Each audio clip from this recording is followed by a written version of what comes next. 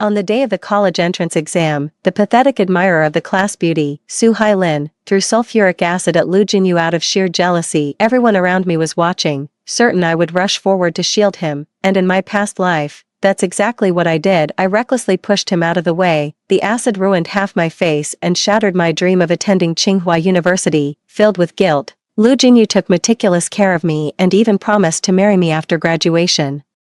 That promise was my entire world back then. I clung to that promise, even feeling moved by my own sacrifice for him, that is, until the day I overheard him talking to his friend outside a KTV. Jiang Wenwen's ruined face disgusts me. If she hadn't saved me, I wouldn't give her the time of day. I'd much rather go to Shaman University with Soo Hai-lin. After the heart-wrenching agony, I opened my eyes and found myself back on the day of the college entrance exam, at the very moment sulfuric acid was about to be thrown at Lu Jinyu. This time, I didn't step forward. Instead, I retreated several meters. The scalding acid splashed entirely onto his face, the sizzling sound of burning flesh both grating and satisfying. Amidst the chaotic screams, I turned away indifferently and walked straight into the examination hall. Chapter 1. The moment the sulfuric acid flew, I took a step back. It wasn't hesitation. It was clarity. Acrid white smoke erupted before my eyes. Lu Jinyu's face, the face I had looked up to for 18 years since childhood, sizzled in the concentrated acid. It sounded like meat hitting a hot skillet, like flesh curling under intense heat. His scream was so piercing it could have torn through the whole street. He clutched his face, a viscous, blood-streaked fluid oozing between his fingers. Jinyu, Soo Hai-lin's scream pierced the air, but instead of rushing forward, she stumbled back several steps, her delicate high heels nearly twisting on the curb. Her sweet, innocent face was now a mask of sheer terror, and a flicker of unmistakable disgust. It happened too fast, but the me from my past life wouldn't have seen it. In my past life, the second the sulfuric acid was hurled at Lu Jinyu, I lunged like a rabid dog, using my face and body to shield him from that bottle of concentrated acid strong enough to disfigure him. Half my face was left a raw, mangled mess. My right eye nearly blinded. I spent 3 months in the hospital, missed the college entrance exam, missed my chance at Tsinghua University, missed an entire life that should have been brilliant. And him, he stood by my hospital bed, completely unharmed, holding my hand and saying, "Wenwen, thank you, I'll take care of you for the rest of my life. We'll get married as soon as I graduate from university." I believed him like a fool then. At the celebration party for him getting accepted into Shaman University, I stood outside the KTV room and heard him tell his friend, "Every time I see Jiang Wenwen's rotting face, it makes me sick to my stomach. I can't stand the way she holds that favor over my head. If she hadn't taken that acid for me, I wouldn't spare her a second glance. Given the choice, I wish she'd never done it. Then I wouldn't be responsible for her, and I could have gone off to Shaman University with Hai-lin." I stood outside the door, my heart feeling like it was being wrung out and crushed. That night, I wore the white dress he gave me 3 years ago, the hem still stained with the lipstick I'd deliberately smeared on. I thought he'd like me dressing up for him. I stood in the fire escape at the end of the hallway and cried for 2 solid hours. I cried until my eyes were swollen shut, until the hideous scar on my face became inflamed and festered from being soaked in tears. What happened next? Eventually, I still married him. I thought I was disfigured and no one would want me. I thought he was my savior. No, I was his savior, but that became my greatest sin. The favor I bought with my face became the reason he despised me day after day. After we got married, he never touched me. Disgusted by my face, he kept a lingering connection with Soo Hai-lin, who led him on while getting close with the campus heartthrob from Shaman University. Lu Jinyu chased after her like a lovesick puppy, but at home,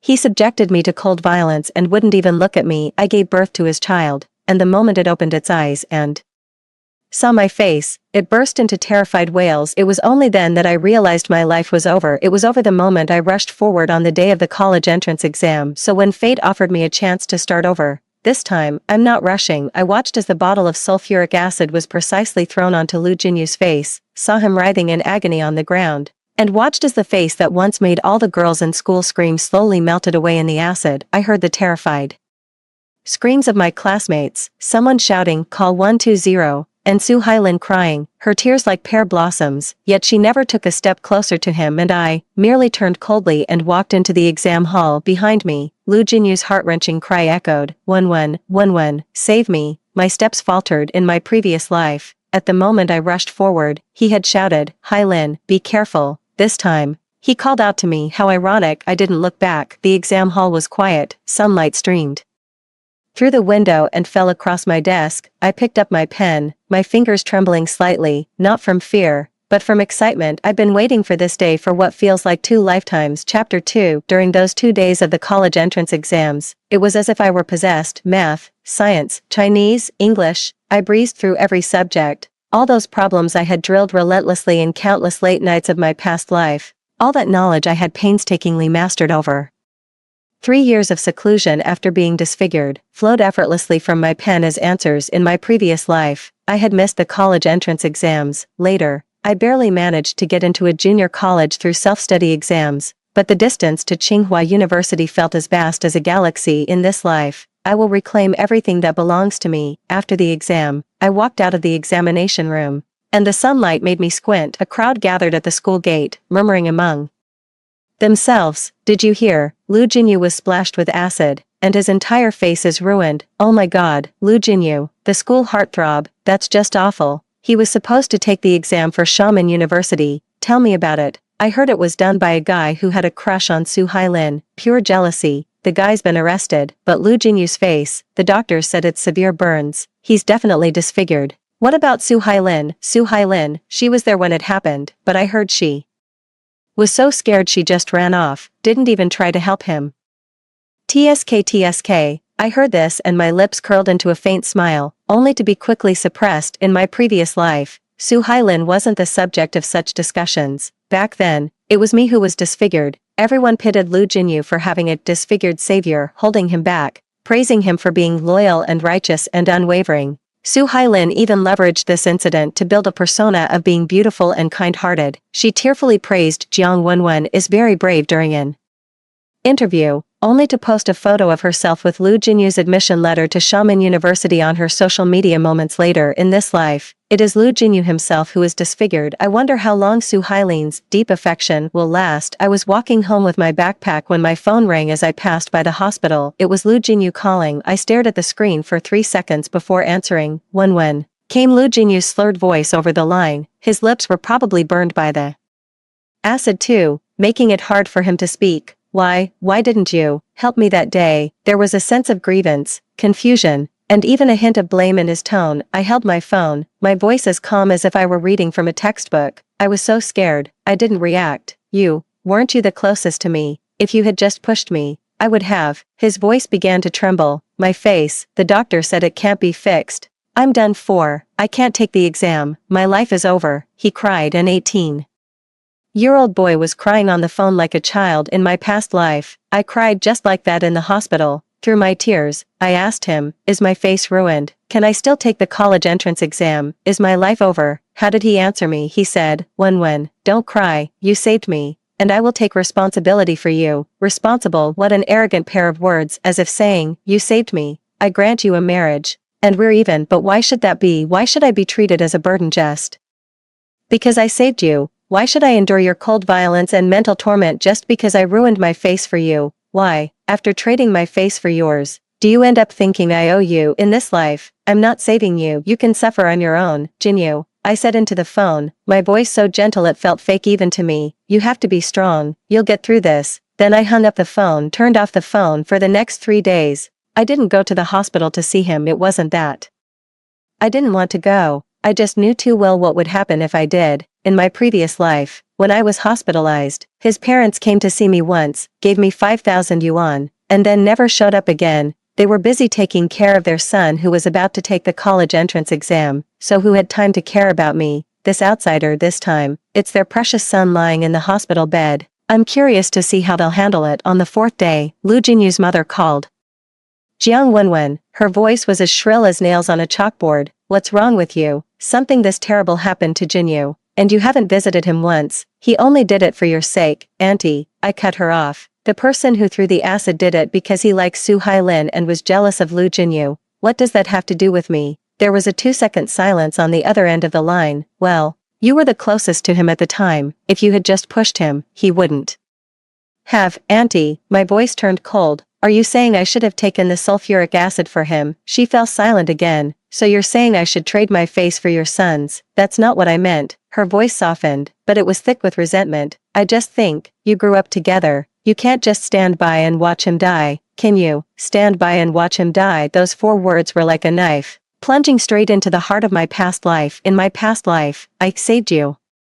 I used my face, my life, everything I had to save you. And then what? Then your whole family treated me like a burden they couldn't shake off. Your son was flirting with other women outside, and you turned a blind eye, even privately telling relatives. Jiang Wenwen's face. It's indeed a step up for her to be with my son, a step up. Jiang Wenwen, with the top score in the province for science, a candidate for Tsinghua and Peking University, deserves someone like you, a rubbish who could only keep your face because of me. Auntie, I took a deep breath. I'm very busy preparing for Tsinghua's Changji Plan interview. Please take good care of Jinyu. Goodbye. Hanging up the phone, I tossed my phone onto the bed, lay down on my back, and laughed out loud while staring at the ceiling, laughing. Tears began to stream down my face. It wasn't sadness. What a rush. Chapter 3. The day the college entrance exam results came out, my fingers trembled as I checked my score. It wasn't that I lacked confidence in myself, it was that fate had toyed with me too many times in my past life. I was always afraid this was just a dream. The moment the number flashed on the screen, I was stunned. 709 points, the top science student in the entire province. I stared at that number for a full minute, then buried my head in my arms on the desk and cried. In my past life, my mock exam scores consistently hovered around 690, placing me in the top 10 of the entire province. All my teachers said I was destined for Tsinghua or Peking University, but that bottle of sulfuric acid destroyed more than just my face, it obliterated my entire future. This time around, 709 points, the provincial top scorer. My homeroom teacher called 10 minutes later, her voice trembling. Jiang Wenwen, you're the top scorer, the provincial champion. Oh my god, our school has produced a provincial champion. What followed was an avalanche of congratulatory calls, interview requests, and harassment from university admissions offices. The recruiters from Tsinghua and Peking University showed up at my house almost one right after the other, each more enthusiastic than the last, each offering better terms than the one before. My mother stood beside me, so overcome with emotion she could barely string a sentence together. Our Wenwen has always been clever, just a bit unlucky, and now finally, as she spoke, she began to cry. My mother has had a hard life. My father passed away early, and she raised me all by herself, working as a factory hand on a meager salary of 3,000 a month. She still managed to put me through school. In my past life, after I was disfigured, she spent every last penny of her savings on my skin graft surgery. Her hair turned half white overnight from the stress. Later, when I married Lu Jinyu, she objected, saying, that man doesn't truly care for you. I didn't listen. I even argued with her, accusing her of not wanting to see me happy. I'm such a jerk in this life. I won't let her cry for me again. After the news spread, my phone was blowing up. One of those calls was from Lu Jinyu. Wenwen, congratulations, the top scorer in the province. His voice was hoarse, laced with an indescribable emotion. It wasn't happiness, nor was it envy. It felt more like a sense of loss. Thank you, I said. Will you be going to Tsinghua? Yeah. There was a long silence on the other end of the phone. Wenwen, why haven't you been to see me lately? He finally asked, his voice tinged with grievance.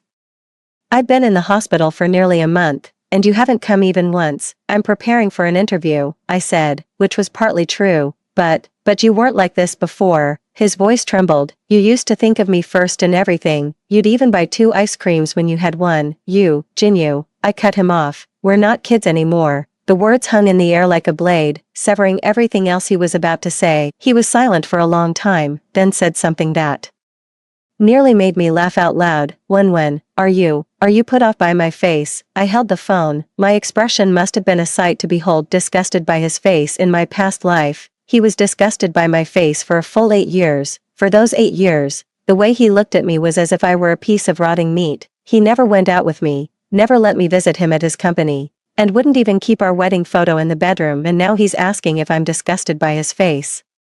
Jinyu, I said calmly, you're overthinking it. Focus on recovering, you'll be fine. Then I hung up the phone. The same line, spoken to me by him in a past life. In this life, I return it to him. Fate sure does come full circle. Chapter 4. I went to the hospital not to see Lu Jinyu, but to watch the drama unfold. That's the honest truth. In my past life, I spent 3 months in the hospital. Lu Jinyu came to see me 4 times. Each visit lasted less than half an hour before he'd say he had to go.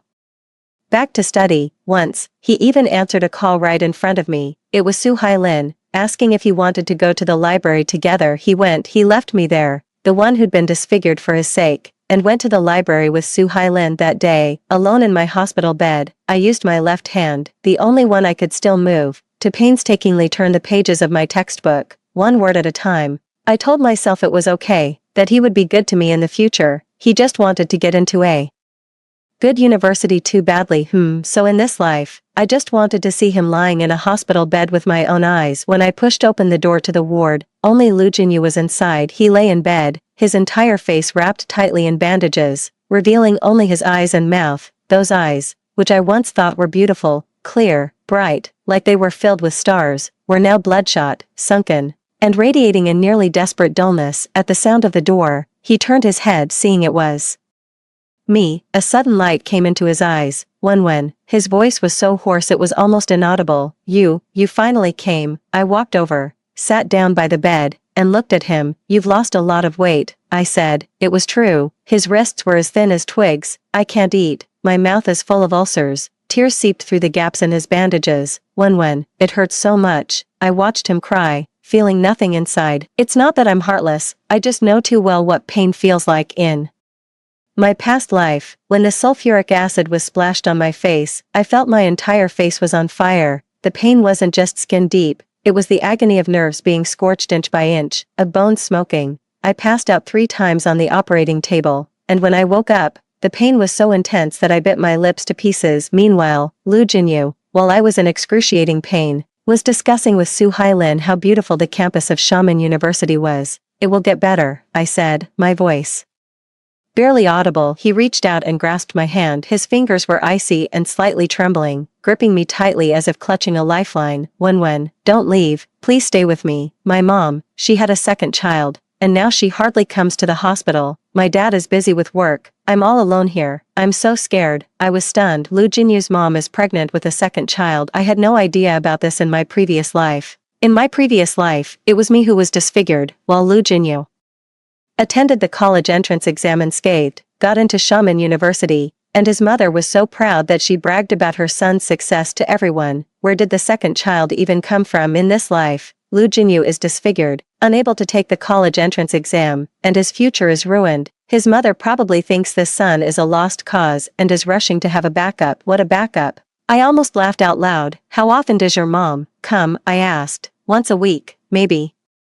Every 2 weeks. His voice trailed off. She said it's inconvenient for her to come often. When, am I being abandoned? I looked at him and suddenly felt sorry for him, but this pity, compared to the pity I felt in my previous life, is nothing at all. No, I patted the back of his hand. Your mom won't abandon you. After saying that, I felt hypocritical myself. In my previous life, when I was disfigured, my mom stayed by my side for 3 months without leaving. She quit her job, took care of me in the hospital during the day, and worked as a part-time cleaner at night to earn money for my medical bills. At 50 years old, she carried 30 pounds of cleaning equipment, climbing up to 10 floors just to make 50 yuan. What about Lu Jinyu's mom? Comes once a week, stays for half an hour, leaves a fruit basket, and then leaves. This is the difference. When Lu Jinyu suddenly looked up at me, his eyes filled with a humility I had never seen before. Would you look down on me? I looked at him. This question, I asked him in my previous life. He said, no, I will take responsibility for you. Responsibility? What cold words. No, I said, mimicking his tone from my previous life. We are friends, and I will always treat you as such. Friend. Those 2 words felt like a slap across his face. He froze for a moment, then his eyes darkened. Friend, he repeated softly. Just friends.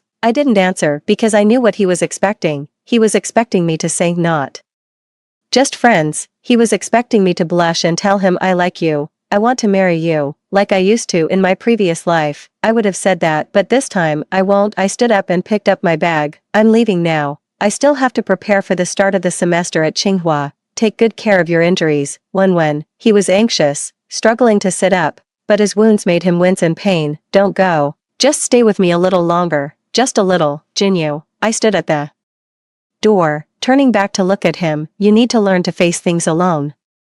This sentence was bought with 8 years of tears from my previous life. I closed the door and left. His suppressed sobs echoed behind me. Chapter 5. In July, I received my admission letter from Tsinghua University, the red cover, the golden lettering. It felt heavy, as if it carried the weight of 2 lifetimes. I stood on the balcony for a long time, holding the letter. My mom was taking pictures nearby. After snapping over a dozen photos, she still wasn't satisfied and dragged me down to the small garden to take more. To everyone she met, she'd proudly announce, "My Wenwen got into Tsinghua University, she's the top scorer in the entire province." The envious looks from the neighbors reminded me of my previous life. In my previous life, after my face was disfigured, the neighbors' gazes were filled with sympathy, pity, and a sense of what a shame for this girl. Some even gossiped behind my back. Who would ever want her, looking like that? I heard she got disfigured by taking a splash of sulfuric acid for someone else. TSK, what was the point? What was the point? What's the point in expecting gratitude from an ungrateful wretch? What's the point in clinging to a marriage that feels like a burden? What's the point in having a face you're too afraid to look at in the mirror? I took a photo of the acceptance letter and posted it on my social media. The caption was just 2 words, "A dream come true." The comment section went wild. Her middle school homeroom teacher, high school classmates, relatives, and friends all flooded in with congratulations. Among them was a comment from Su Hailin, "Wenwen, you're amazing, congratulations, heart heart heart." A faint smile touched my lips as I looked at those 3 heart emojis. Su Hailin, you really are the picture of beauty and kindness, aren't you? In my past life, after my face was disfigured, she left me a similar comment, "So brave, Wenwen. I look up to you, heart." Then she immediately turned around and posted a photo with Lu Jinyu on her social media, captioned, "Thank you, fate, for bringing you to me." This time, Lu Jinyu was disfigured, and her social media was eerily quiet. I clicked into Su Hailin's profile and scrolled through her recent updates. The latest post was from 3 days ago, featuring a photo of an Xiamen University admission letter with the caption, "See you in Xiamen in September." In the comments, someone asked, "Did Lu Jinyu also get into Xiamen University? Isn't he disfigured?" Su Hailin replied with a crying emoji, "Jinyu couldn't take the college entrance exam due to health reasons, and my heart aches for him, but he's always been so strong,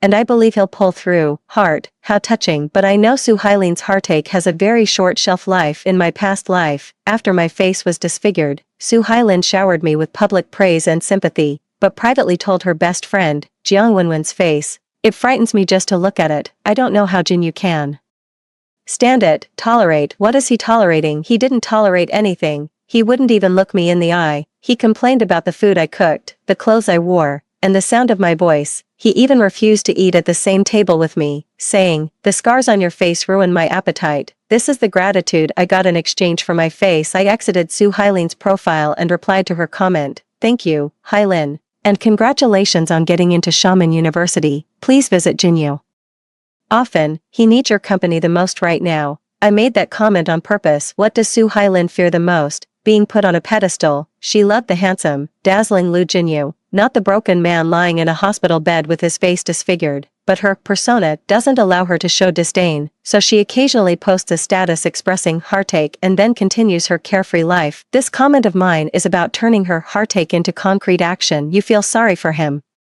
then go and keep him company. Go to the hospital and take care of his bodily functions. Go and face that disfigured face destroyed by acid. Just as I expected, Su Hailin replied instantly, "Of course, I've been visiting him all along." Heart, I smiled. All along. Lu Jinyu himself said that his mother only visits once a week. If Su Hailin had been always visiting him, he wouldn't have been so lonely. This social media post is my first hook. I want everyone to see just how deep Su Hailin's affection really is. Chapter 6. In mid-August, I was getting ready to leave for Beijing. The night before my departure, Lu Jinyu sent me a very long WeChat message. "Wenwen, I know you probably don't want to see me, but I still want to say a few words to you. I've been thinking about this for a while now. Why did you step back when the acid was thrown that day? I remember it clearly. You were only a meter away from me. You could have pushed me away, but instead, you took a step back. I don't blame you. Really, everyone gets scared sometimes. I just can't understand why you took that step back. You weren't like this before. You used to shield me from everything. When I was chased by a dog as a child, you were the one who grabbed a stick and drove it away. When I was cornered in an alley in middle school, you were the one who rushed in and pulled me away. When I failed an exam in high school, you were the one who walked with me on the playground all night. You never backed down, but that day, you did.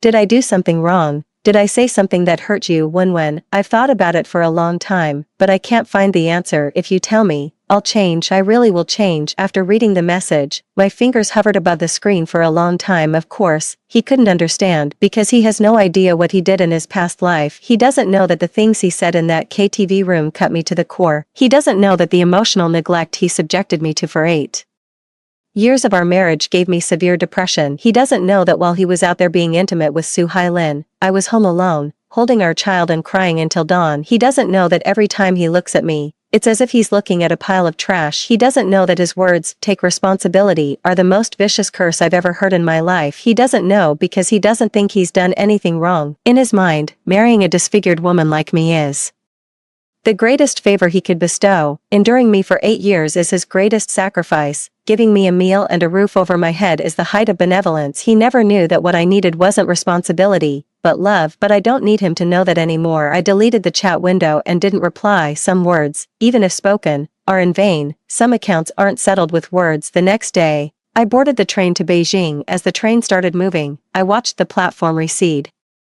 into the distance, and suddenly felt that the Jiang Wenwen from my previous life was also left behind with this train. That fool who ruined her life for a man, that idiot who thought sacrifice could buy love, that poor soul who cried for 2 hours in the KTV fire escape. Goodbye, no, goodbye for good. Chapter 7. Life at Tsinghua is 100 times better than I imagined. It's not because this place is so great, but because I no longer have to live under Lu Jinyu's shadow. I chose computer science and spend every day in the library and lab, absorbing knowledge like a dry sponge. In my previous life, I attended a mediocre junior college, studying accounting, which I didn't like, because Lu Jinyu said, accounting is easy to find a job, and your face isn't suitable for public exposure. Unsuitable for public exposure. What a subtle insult. In this life, I not only want to make a name for myself, but I also want to stand at the highest point, where everyone can see me. In my first semester of college, I achieved a GPA of 4.0, ranking first in the entire department. I joined the school's robotics lab and worked with my advisor on a national-level project. I also participated in the ACM programming contest and won a gold medal in the regional competition. My photo was hung on the honor roll in the department, and passing students would take a second look. It wasn't because of my face, though my face is intact, with delicate features, not stunning but definitely pleasing to the eye, but because of my achievements. This feeling is amazing, so good that I feel like the 8 years of my previous life were just a nightmare. Of course, the lingering effects of that nightmare still occasionally come back. For instance, Lu Jinyu still messages me from time to time. Wenwen, are the cafeterias at Tsinghua good? Wenwen, is it cold in Beijing? Make sure to dress warmly. Wenwen, I got my bandages off today. The doctor said the recovery isn't going well. I looked in the mirror. It looks so bad. Wenwen, is there someone you like? I'd reply to one or two occasionally, my tone as polite as if I were talking to a stranger. He probably sensed my distance, but he couldn't understand why. In his mind, Jiang Wenwen was still that little tag-along who chased after him since childhood, that fool who would take a bullet for him, that girl who was madly in love with him. He couldn't fathom why this girl had suddenly changed, so he started to panic. He sent me something,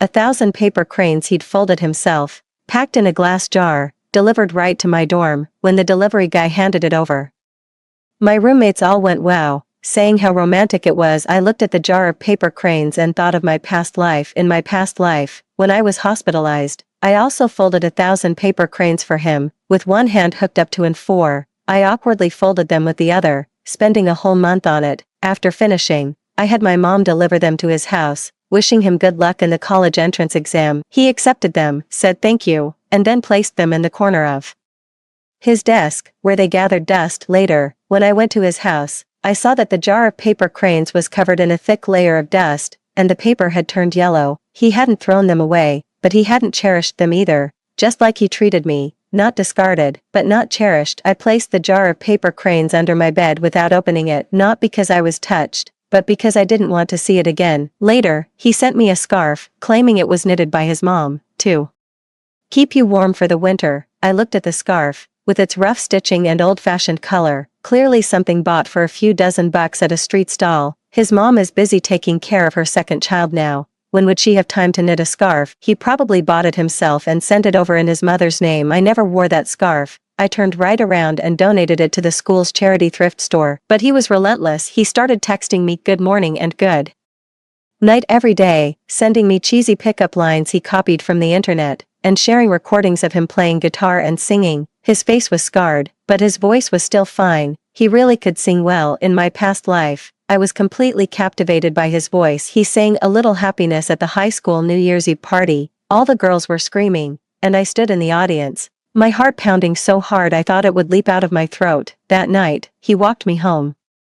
Under the streetlight, he said to me, Wen, thank you for always being there for me. My face flushed as I replied, I'll always be here for you. He smiled. Under the streetlight, his profile was as handsome as a character from a manga. In that moment, I thought this was love, but love isn't like that. Love isn't one person disfiguring themselves for another, and the other person taking responsibility by marrying her. Love isn't one person saying, I feel sick just looking at her face in a KTV, while the other person cries for 2 hours in a fire escape. Love isn't like this. I set his messages to do not disturb and stopped replying. Chapter 8. During my freshman winter break, I went back to my hometown. My mom met me at the station. Her eyes welled up the moment she saw me. You've lost weight. Have you not been eating properly? I smiled and gave her a hug. I'm fine, Mom, really. On the way home, my mom seemed to hesitate, but finally spoke up. Lu Jinyu, he wants to see you.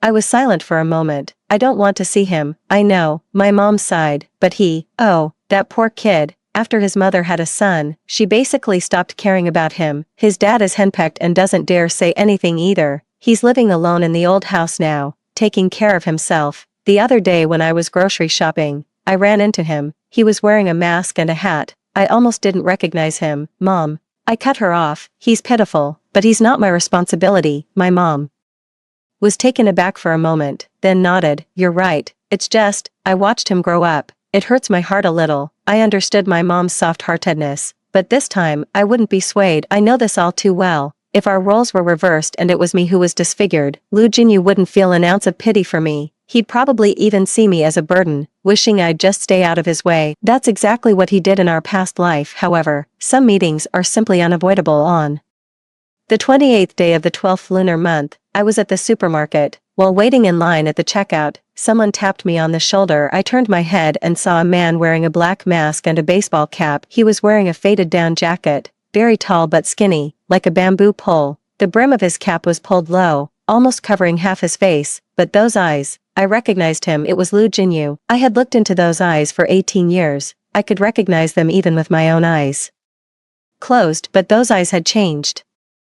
They were no longer clear and bright, but murky and dim, like a lamp about to go out. When he called my name, his voice soft, carrying a tone of cautious probing. Jinyu. I feigned surprise. What a coincidence. I heard you were back, he said, his fingers twisting the hem of his shirt like a child caught misbehaving. I just thought, maybe I'd run into you. He was waiting for me at the entrance to the supermarket. That realization made my stomach tighten slightly. It wasn't a feeling of being moved, but a vague, unsettling discomfort. Are you okay? I asked, my gaze settling on his face mask. He instinctively touched the edge of his mask, his fingers trembling slightly. I'm okay. His voice was muffled behind the mask, indistinct. It's just, my face hasn't fully healed yet. The doctor says I need a few more skin grafts. But, it's too expensive, my mom said. He didn't finish. I knew what he left unsaid. His mom said there was no money, yet, she turned right around and bought a 10,000 yuan stroller for her newborn second son. I've seen favoritism before,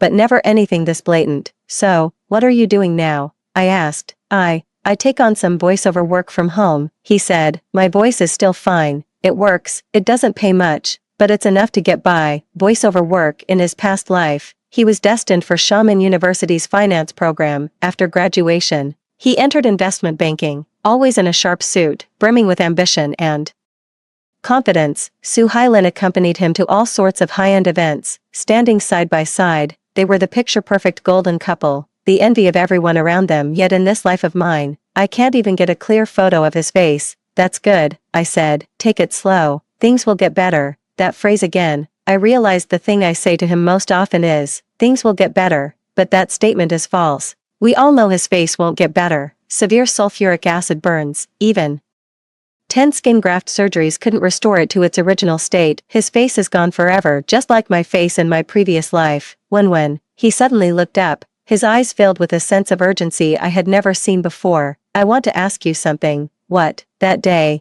Why did you take that step back? I was stunned. He's asked me this question many times, through WeChat, over the phone, but I've never given a direct answer. He stared at me, his eyes filled with resentment, grievance, and a hint of anger. I looked it up. He said, when sulfuric acid is thrown, a person's instinct is to dodge, but you didn't. You took a step back. You were originally standing beside me. You deliberately stepped away. I looked at him, saying nothing. Why? His voice trembled. Why did you step back? You could have saved me. You could have. What can be done? I interrupted him. Can I trade my face for yours? He was choked. Lu Jinyu. I called his full name, my voice calm. I have a question.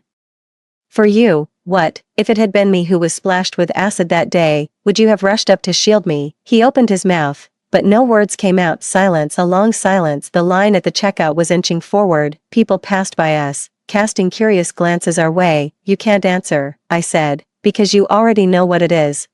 You wouldn't, I answered for him. You wouldn't jump in to shield me, because in your eyes, my face isn't worth protecting. You'd probably even thank goodness it wasn't aimed at me. No, it's not, he panicked, his voice suddenly rising. I didn't, you did. I looked at him, my gaze as calm as a still lake. Lu Jinyu, we've known each other for 18 years. I know what kind of person you are better than you do yourself. That statement was true in my previous life. Through 8 years of marriage, I saw his selfishness, coldness, and hypocrisy clearly. He has only ever loved himself. Su Hailin was a dream he chased, because she was beautiful, accomplished, and someone he could show off. He pursued her not out of love, but because she made him look good. And me, the little shadow who followed him around since childhood, I was just an expendable backdrop to him. My kindness, he took for granted. My sacrifices, he saw as my own choice. When I was disfigured for him, his response was, I never asked you to, but in this life, I refuse to be the backdrop anymore. I picked up my purchases and turned to leave. When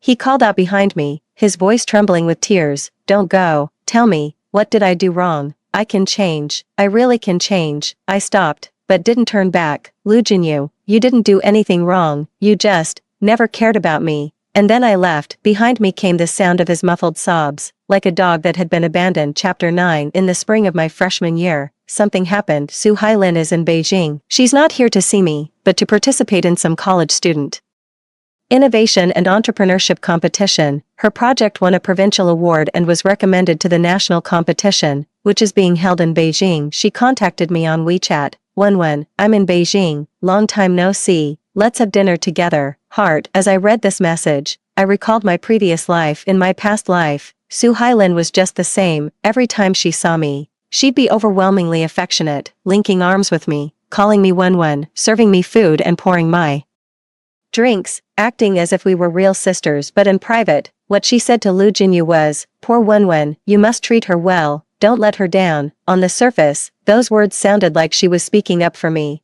but in reality, she was reminding Lu Jinyu, you owe her, and you have to pay that debt. She was desperate for Lu Jinyu to take responsibility for me, because that way he would forever be in her debt. She could string him along while searching for a better man on the outside, all the while knowing that I, the scarred, haggard housewife, would be waiting at home for his return. She saw me as nothing but her pawn, a pawn to tie Lu Jinyu down, to make him forever dependent on her. In this life, I'm curious to see how Su Hailin will perform her act of devotion without the disfigured Jiang Wenwen as her prop. I accepted her dinner invitation. I wasn't here to reminisce, I was here for the show. We met at a restaurant in Wadayaku. Su Hailin wore a white dress, her long hair cascading over her shoulders. With delicate, subtle makeup, she was genuinely beautiful. An oval face, large eyes, a high nose bridge, and 2 faint dimples when she smiled. In my past life, looking at that face filled me with insecurity. I thought it was only natural for Lu Jinyu to like someone so beautiful. For an ugly duckling like me, marrying him was a stroke of incredible, undeserved luck. This time around,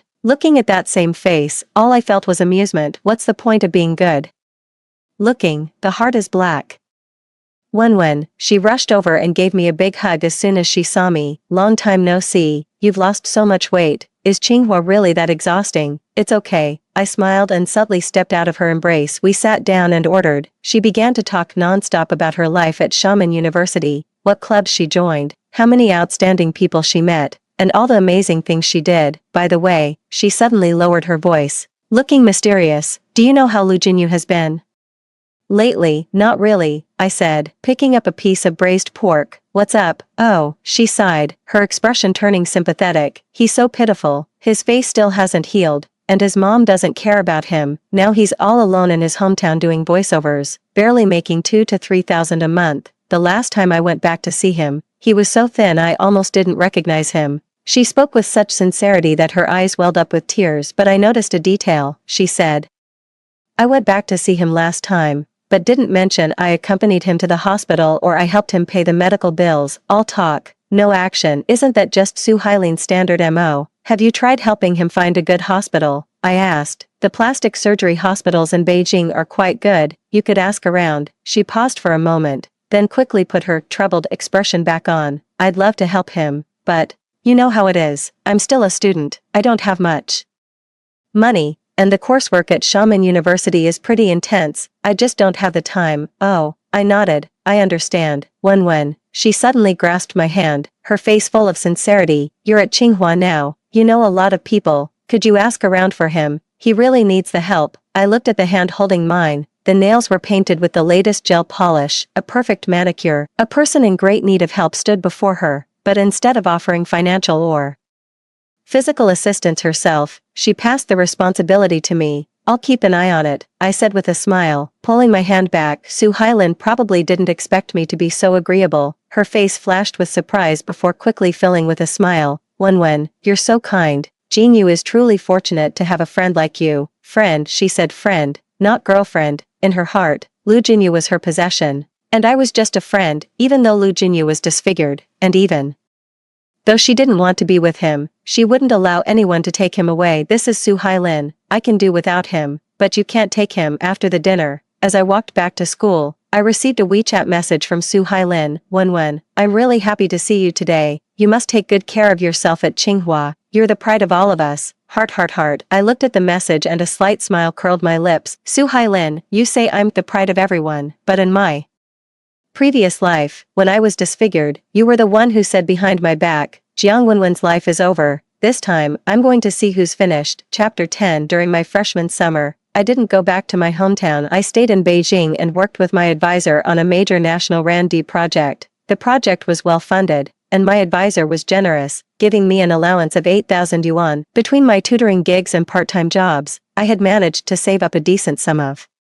money. That's when I started considering something. Plastic surgery, not for me, though. My face is just fine, I don't need any work done. I wanted to find a good plastic surgery clinic for Lu Jinyu. Don't get me wrong, I'm not going soft, and I'm not trying to help him. I want him to see this. His devoted Su Hailin wouldn't spend a single cent for him, while Jiang Wenwen, whom he once saw as a burden, is willing to help him get in touch with the best hospital. I want him to feel regret it too. The very core of his being, I got in touch with the director of the plastic surgery department at a top-tier Beijing hospital through my mentor. This director is a leading expert in the field of burn and scald repair in China. The cost of a skin graft surgery is around 100,000 yuan, not including follow-up rehabilitation treatment. I sent this information to Lu Jinyu. There's a good plastic surgery department at a hospital in Beijing. Here's the director's contact information, you can consult with them. He replied instantly with a message. Wen, are you still helping me? A long string of crying emojis followed. I didn't respond to his emotions, just sent another message in a businesslike manner. The fee is around 100,000 yuan, you can discuss it with your mom. He fell silent for a long time before sending a voice message. I tapped to play it. His voice was terribly hoarse. My mom said, "There's no money at home." She said my little brother is still young, there are so many expenses, and that I should figure it out myself.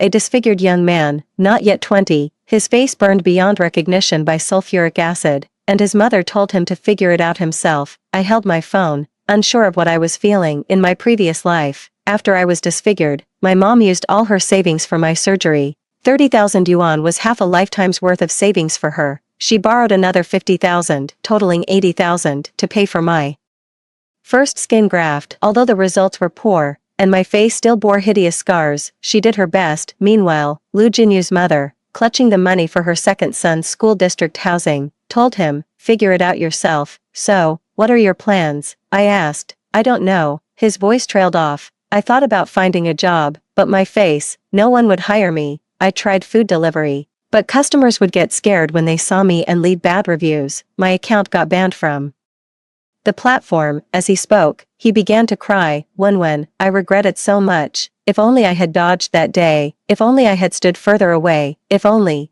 what a cruel word. In my previous life, I said countless what ifs. What if I hadn't charged forward? What if I hadn't fallen for him? What if I hadn't married him? But none of these what ifs mattered. What would truly help is a second chance. But he didn't get that chance. Jinyu, I said, let me ask around about any charitable funds you might apply for. Don't worry just yet. Things will get better. Things will get better. Again, I realized that when I said this to him, my tone was exactly the same as the one he used with me in my previous life. Polite, distant, with a sense of I'm just fulfilling my duty. He probably sensed it too. When he suddenly asked, are you no longer fond of me? This question was like a pebble thrown into a lake, rippling outwards. I didn't answer right away. You weren't like this before. His voice trembled. You used to reach out to me, care about me, hold me when I was upset. Now you're like a stranger. I closed my eyes and took a deep breath. Lu Jinyu, I said, people change, and I cut him off. You never liked me before either. A deathly silence hung on the other end of the line. You were only good to me because I was good to you. You thought it was my duty to take the acid for you,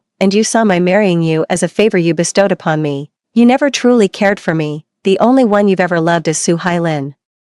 No, it's not that. He panicked. Then tell me. My voice was as calm as reading an experimental report. When did you start liking me? You can't say, because you never did. I paused. You're just thinking of me as a backup now that no one else wants you. That was a harsh thing to say, so harsh that even I felt it was a bit too much, but it's the truth. In my past life, he despised my face for 8 long years. He'd rather flirt with Su Hailin outside than come home to look at me. He felt no love for me, no gratitude, not even a shred of basic respect. Now, in this life, his face is ruined. Su Hailin wants nothing to do with him. His own mother abandoned him, and everyone around him is keeping their distance. Only then did he remember. There was still a Jiang Wenwen, the one who was once willing to take a splash of sulfuric acid for him. He doesn't love her. He just needs her. This is crueler than not loving at all. Wenwen, his voice was completely hoarse, filled with a near breaking sob. I know I wasn't good before, but I really will change. Please, give me one chance. Just one. Jinyu, I said, some chances, once missed, are gone forever. Then I hung up the phone. This time, I didn't hesitate, because I knew that if the roles were reversed, he wouldn't hesitate either. Chapter 11. Shortly after the start of my sophomore year, I received an unexpected call. It was Lu Jinyu's mother, Jiang Wenwen. Her voice was no longer sharp as before, but rather weary. I want to talk to you. What is it, Jinyu? He's been in a really bad state lately. She paused. He's locked himself in his room for days without coming out. I tried to bring him food, but he wouldn't open the door. I heard him crying inside. Auntie, you should take him to see a psychologist. I asked him, but he won't go. Her voice suddenly rose and then quickly lowered. I just thought, could you come and talk to him? He's always listened to you since he was little. Here we go again. Trying to pass the buck to me again. Auntie, I took a deep breath. I'm his classmate, not his therapist. He needs professional help, not my comfort. How can you be so heartless? Her tone shifted, taking on an accusatory edge. Jinyu has always been so good to you. You grew up together, and now that he's in trouble, you won't even lift a finger. Auntie, he was good to me. Of course, he used to. She paused, as if searching for evidence of Lu Jinyu being nice to Jiang Wenwen, but clearly couldn't find any strong examples. Didn't he often walk to and from school with you? Walk to and from school together? That's only because his house is next to mine. It's on the way. Auntie, I tried to keep my voice calm. I sympathize with Jinyu's situation, but I'm not his guardian, and I'm not obligated to take responsibility for him. You're his mother, and that's your responsibility.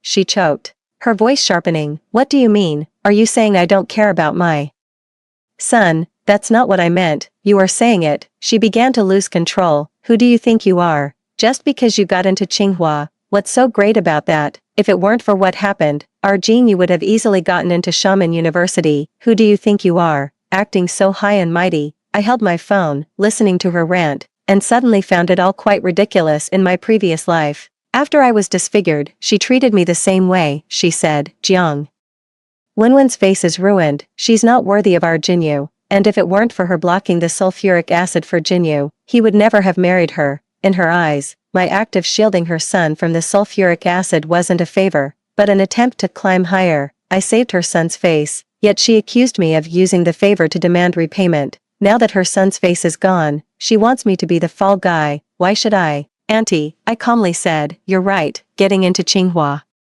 isn't anything special, but at least, I didn't rely on anyone. Then I hung up the phone. This was the second time in my life I've hung up on someone from the Liu family. It felt amazing. That evening, Liu Jinyu sent me a very long WeChat message. It wasn't text, but a voice message, a full 32 minutes long. I hesitated for a moment, then tapped to open it. His voice was eerily calm. Wenwen, I'm sorry. Did my mom call you? She can be harsh, but please don't take it to heart. I know you don't want to see me, and I understand. I'm not naive. I can feel the change in you. The way you used to look at me was completely different. Back then, your eyes would light up when you looked at me. Now, it's like you're looking at a stranger. I've thought about it for a long time, and I finally realized one thing. You don't like me anymore. I don't know when it started, or why, but I know it's the truth. You know, it's a strange feeling. When you were by my side, I thought you were like the air, invisible, intangible, but I never imagined that without air, I couldn't survive. Now that you're gone, I've realized I truly can't go on. It's not because I like you, well, maybe a little, but more than that. After you left,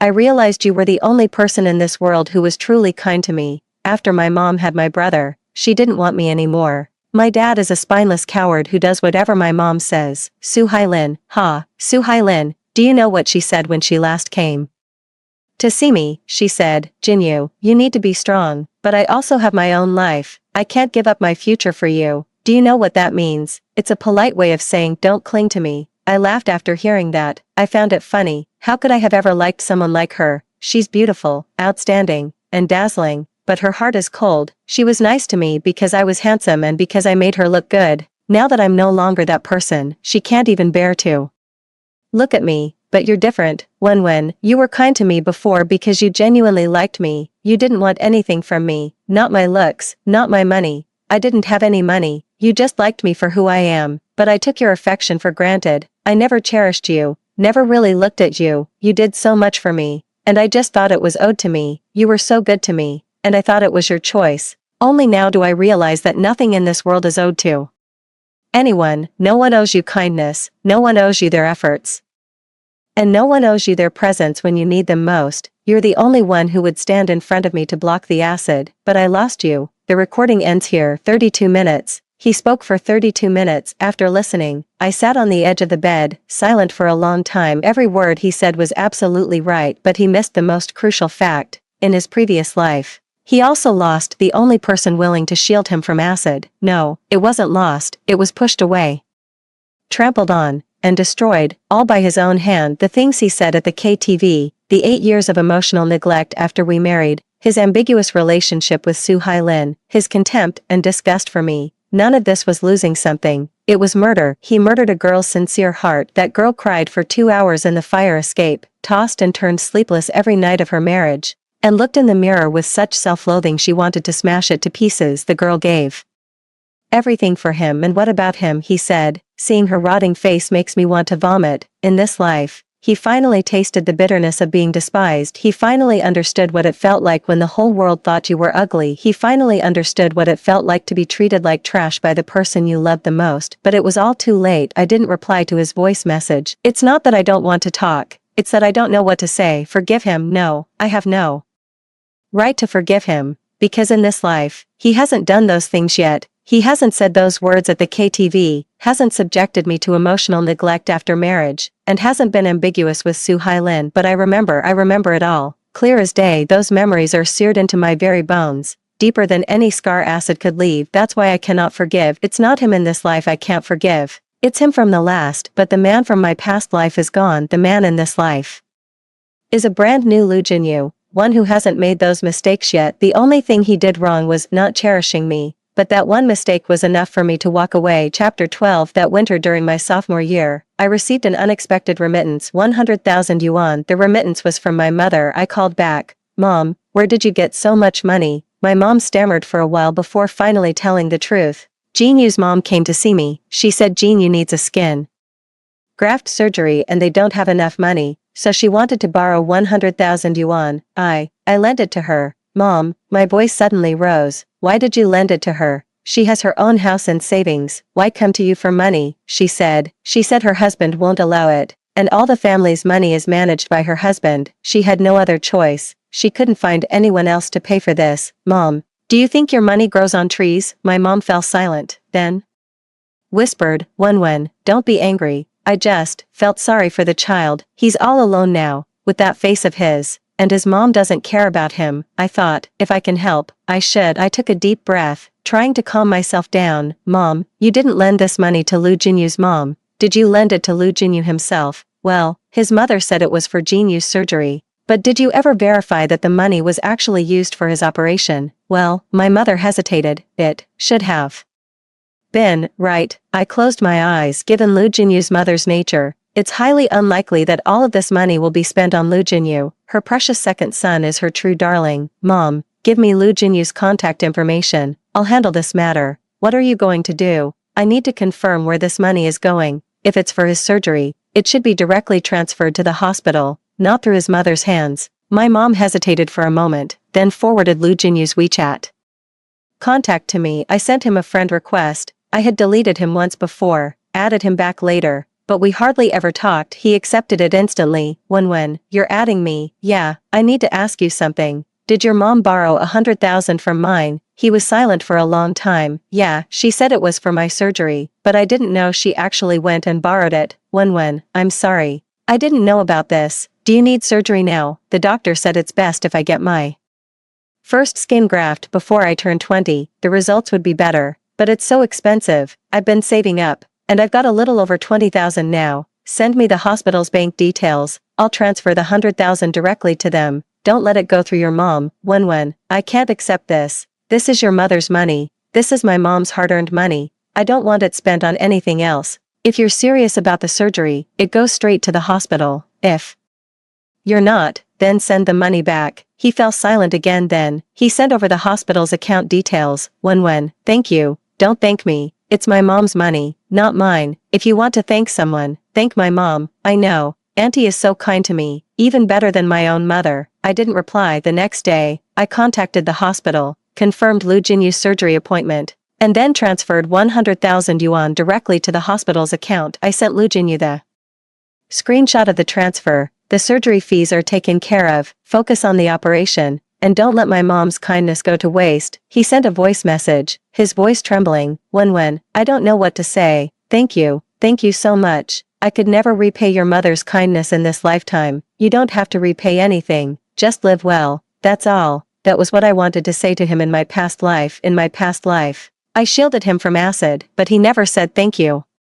Only, I will take responsibility for you. Thank you and responsibility are two completely different concepts. Thank you is gratitude, while responsibility is charity. He doesn't even know how to be grateful. Chapter 13. In the second semester of his sophomore year, Lu Jinyu had his first skin graft surgery. The surgery was successful. The doctor took skin from his thigh and transplanted it to his face. Although it couldn't be restored to its original state, it was at least not as shocking as before. He sent me a photo of his post-surgery recovery period on WeChat. This was the first time he had sent me a photo since his disfigurement. In the photo, his face was wrapped in bandages, revealing only one eye and half of his mouth. There were tears in that eye, and the corner of his mouth was slightly raised, as if he was smiling. When the doctor said the recovery is going well. In a few months, I'll be able to go out without a mask. I replied with, congratulations, just 2 words. He probably expected me to say more, but I couldn't give him anything else. It's not that I couldn't, it's that I didn't want to, because I know, if I'm kind to him now, he'll think there's still a chance. He'll cling to me like a lifeline, and I'll be dragged back into that abyss. No, I don't want to. I've already climbed out. That junior year, my life was on fire. I received the national scholarship, published my first SCI paper,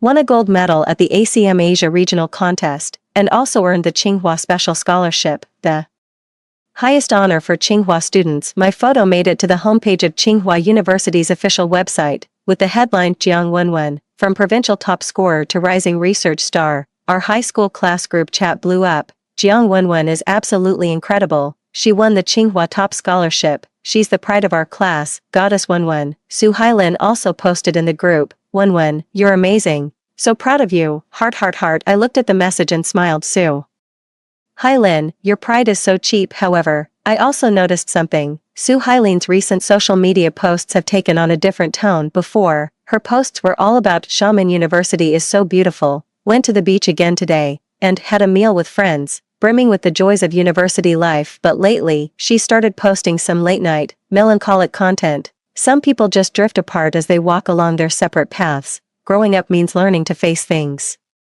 alone. Turns out, not every affection is met with a response. The accompanying image was a blurry photo of a figure from behind, which looked like a boy. I opened the full-size image and took a closer look. That figure looks familiar. It's Lin Yuzhou, the campus heartthrob from Xiamen University. In her past life, Su Hailin was deeply involved with Lin Yuzhou at Xiamen University, while keeping Lu Jinyu on the hook and flirting with Lin Yuzhou. When Lu Jinyu found out, they had a huge fight.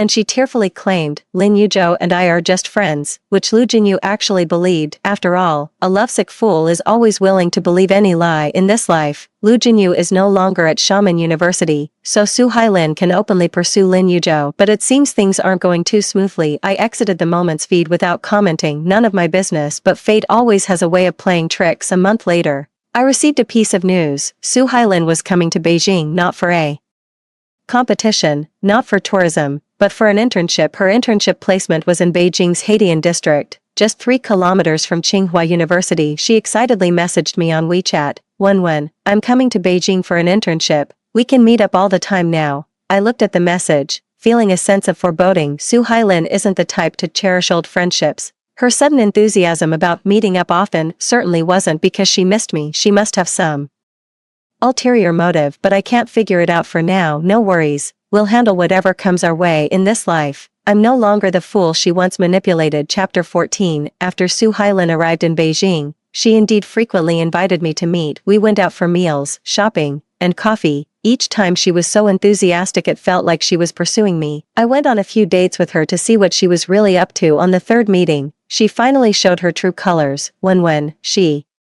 asked casually, holding her coffee cup, do you have a boyfriend now? No, I said. Then, do you have a crush on someone? No, not either. Really? She widened her eyes, looking skeptical. With your talents, I'm sure many people are chasing you. Right, there are, but I haven't met the right one, I said truthfully. There were indeed people pursuing me at Tsinghua, but I've lost interest in romance. The wounds from my past life are too deep, and this time I only want to focus on my career. Then, do you still like Jin Yu? This question felt like a knife, piercing straight to the heart. I looked at her. Her expression was one of concern, but her eyes held a probing look. She was testing me. She wanted to know if I was still hung up on Lu Jinyu. If I said yes, she would get nervous, because even though Lu Jinyu was disfigured, he was still someone I had saved. If I still had feelings for him, then her former possession might be snatched away by me. If I said no, she'd breathe a sigh of relief, but she wouldn't be completely at ease, because she knows Lu Jinyu is pestering me right now. Hailin, I set down my coffee cup and looked her straight in the eye.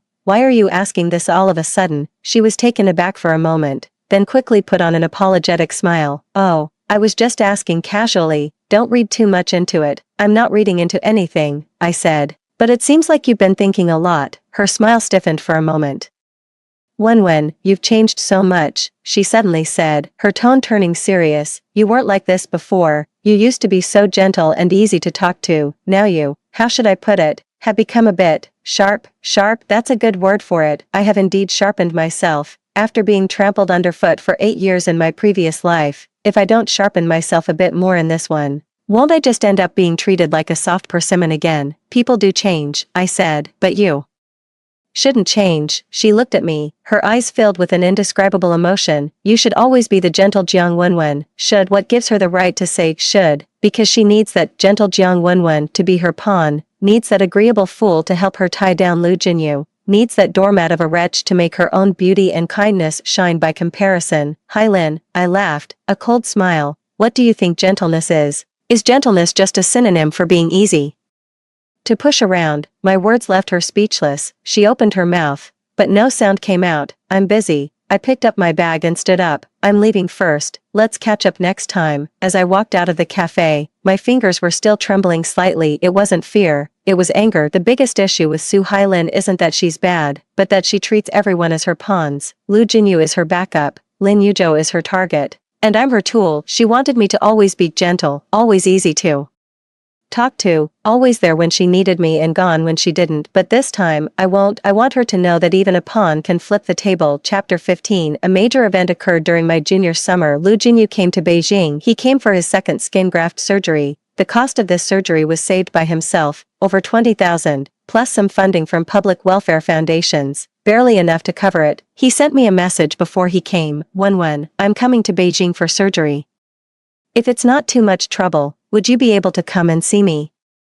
I didn't reply, but on the day he arrived in Beijing, I still went to the hospital. It wasn't for him, it was for my mom. After my mom found out he was coming for surgery, she called me 8 times, urging me to go see him. It's so pitiful, she said. He's all alone in Beijing having surgery. I couldn't refuse my mom, so I went. The hospital was in the suburbs of Beijing, and it took me an hour and a half by subway. When I arrived, he had just come out of the operating room. The anesthesia hadn't fully worn off yet, and he was lying in bed, drowsy. His face was again wrapped in bandages, leaving only his eyes exposed. Those eyes were half open, half closed, but they lit up slightly when he saw me. When, his voice was a hoarse rasp, like sandpaper grating against his throat. You came, I sat down on the edge of the bed. How are you feeling? It hurts. Tears welled up from beneath the bandages. But it's okay, better than the first time. I didn't know what to say, so I just sat there, watching him. He must have sensed my awkwardness and tried to force a smile, though with the bandages, it was impossible to tell. When,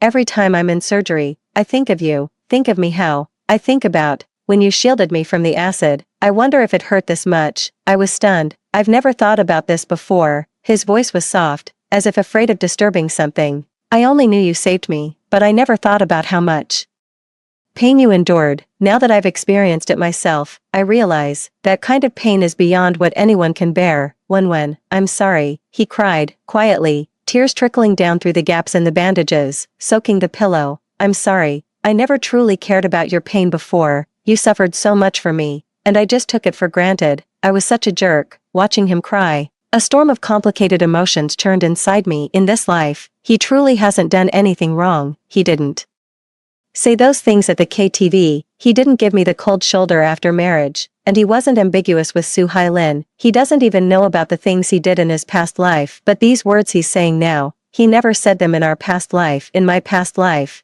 he never said I'm sorry to me. All he ever said was I will take responsibility for you. Taking responsibility is charity. I'm sorry is repentance. Charity is condescending. Repentance is humble. In this life, Lu Jinyu has finally learned humility. Jinyu, I said, you don't need to apologize to me. You don't owe me anything. I do owe you. He insisted stubbornly. I owe you my life. You don't owe me a thing. I stood up. You never asked me to save you, so I don't need you to feel responsible. By the same token, you never asked my mother for that loan, so you don't need to feel grateful either. But Lu Jinyu, I cut him off. Don't confuse gratitude with love. What you feel for me isn't love, it's guilt. Guilt is not love. In some ways, it's more hurtful than indifference. He fell silent. After your surgery, live your life well. Find someone who truly cares for you. Don't chain yourself to someone out of guilt. That's cruel to both of you. It took me 8 years in my past life to understand this truth. In our last life, Lu Jinyu married me out of guilt, and what was the result? He was miserable, and I was even more miserable. With just the word responsibility, he ruined both our lives. In this life, I don't want his responsibility, nor do I want his gratitude. All I want is for him to stay away from me. When, he suddenly called out to me, is there someone you like? I turned back and looked at him. No, I said. Then why? Because the person I loved is gone. This statement is true. The person I like is the white-clad boy who smiled at me under the streetlight in my past life. It was his gentleness when he held my hand after I was disfigured and said, I will take care of you. It was the occasional smile he gave me, even if it was mixed with reluctance and pity. But that person, in the KTV room of my past life, said with his own mouth, I feel like vomiting when I see her face. That person no longer exists. Instead, there is a cold, selfish, and indifferent stranger. In this life, Lu Jinyu is not that person. He is a new person, one who has not made those mistakes, but I can no longer like him because every time I see him, I remember that KTV room from my past life, those words, and those 8 years. It wasn't his fault, but it wasn't mine either. I don't understand. His voice trembled. What do you mean, gone? You don't need to understand. I turned towards the door. Focus on getting better. Things will get better. That line again, the phrase I've said to him most in my life is this lie. Chapter 16. During my senior year, I secured a direct PhD position and continued my studies at Tsinghua University. My research took off, and I published 3 top-tier conference papers, received the Google PhD Fellowship, and was selected for the Future Female Scientists program. My mentor said, "Jiang Wenwen is the most outstanding student I've ever mentored, no contest." Meanwhile, Lu Jinyu's surgeries were all completed. He underwent 4 skin graft surgeries over the course of more than a year, with a total cost of nearly 300,000. Of that, 100,000 was from my mom. No, it was a gift, because later when Lu Jinyu wanted to repay her, she refused. My mom said, "This child has had a tough time, consider it a good deed from mom." I couldn't persuade my mom, so I just let her have her way, but I knew Lu Jinyu never forgot about that money. Every month, he would transfer a few hundred to my mom, calling it repayment. She wouldn't accept it, but he would force the transfer, then delete the chat records so she couldn't send it back. Over 4 years, he repaid over 20,000, although it's still far from 100,000. At least this gesture is sincere. After the surgery, Lu Jinyu's face had improved significantly. While it was impossible to return to its original state, it was at least no longer shocking to behold. His face bore extensive scarring, and his features were somewhat distorted, but with a mask and a hat on, he looked much like an ordinary person. He found a regular job, working as a voice actor for an internet company, with a monthly salary of 5,000. It wasn't high, but it was enough for him to live on back in his hometown. He started posting snippets of his daily life on social media, his voice recording booth, the meals he cooked, and the potted plants on his windowsill. Occasionally, he would also share some inspirational quotes. "Today I looked in the mirror and realized I wasn't as ugly as I thought. Maybe it's not because my face has improved, but because my mindset has.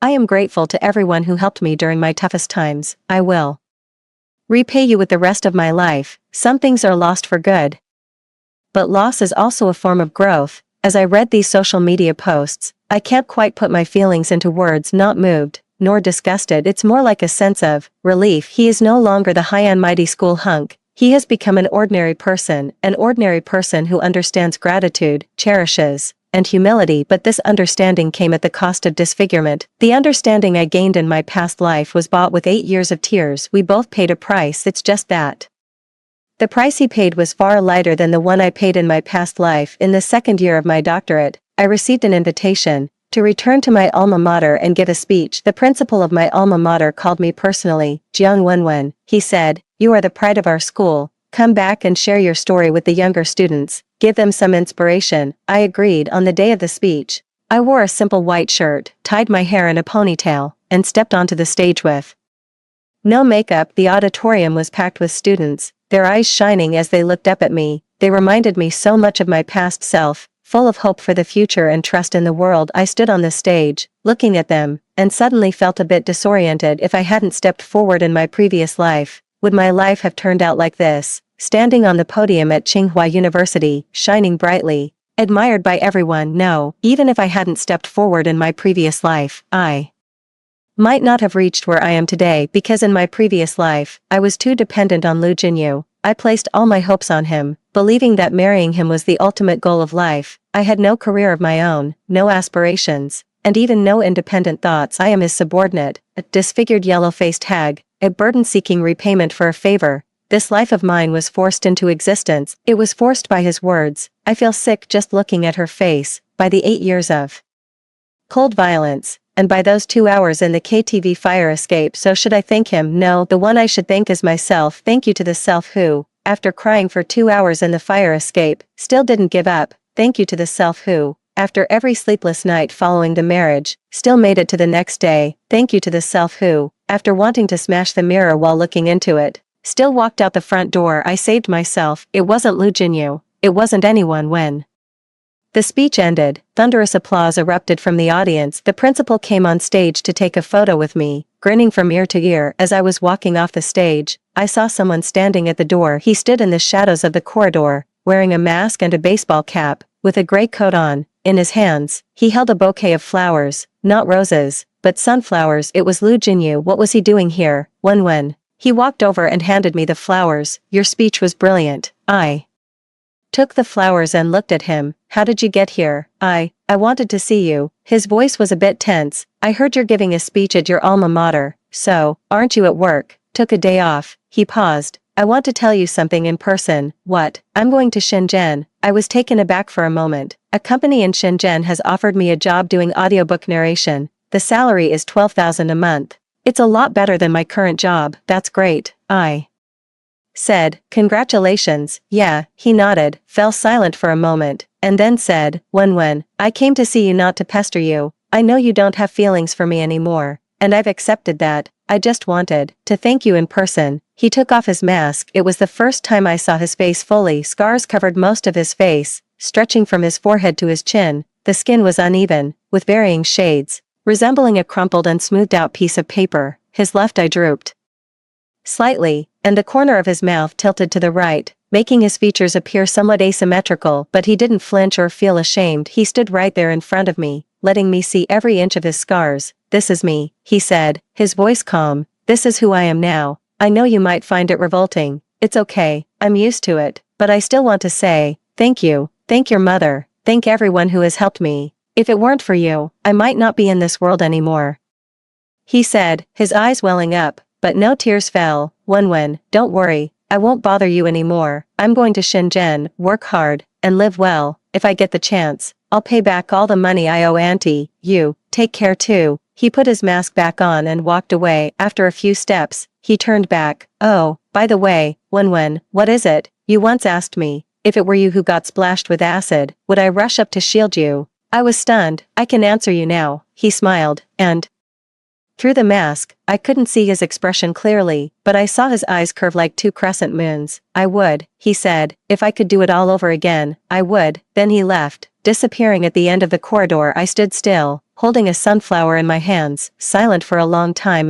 He said it would, but in his previous life, he didn't. In my past life, I was the one who got acid thrown on me. He didn't rush to shield me, and he didn't even spend much time with me in the hospital. He went to the library with Su Hailin instead, talking about how beautiful Xiamen University's campus was. In this life, he said, I will, but in this life, he was the one who got acid thrown on him. He never had the chance to rush forward because he was the one being attacked. Fate played a cruel joke on him. It took his face, but gave him a heart full of gratitude. But all of this was far too late. Not every I'm sorry is met with it's okay. Not every I'll change is met with I forgive you. Not every what if I could do it over gets a second chance. I turned and walked out of the school gate, the warm sunlight on my face. I placed the sunflower on the passenger seat and started the car. My phone buzzed with a WeChat notification. It's from Su Hailin. Wen, I'm getting married to Lin Yuzhou. The wedding is set for October. You must come. Heart. I looked at the message and smiled. Su Hailin is getting married with Lin Yuzhou, the heartthrob of Xiamen University. She finally got what she wanted, but I knew Su Hailin's marriage wouldn't be a happy one, not because I have the gift of foresight, but because I know her all too well. Su Hailin is someone forever chasing after something better. She liked Lu Jinyu because he was handsome. She pursued Lin Yuzhou because he was the school heartthrob, but the pursuit of better is a bottomless pit. After getting married, she would inevitably find other men who seemed better. She would grow dissatisfied, restless, and continue her chase, and Lin Yuzhou is no saint either.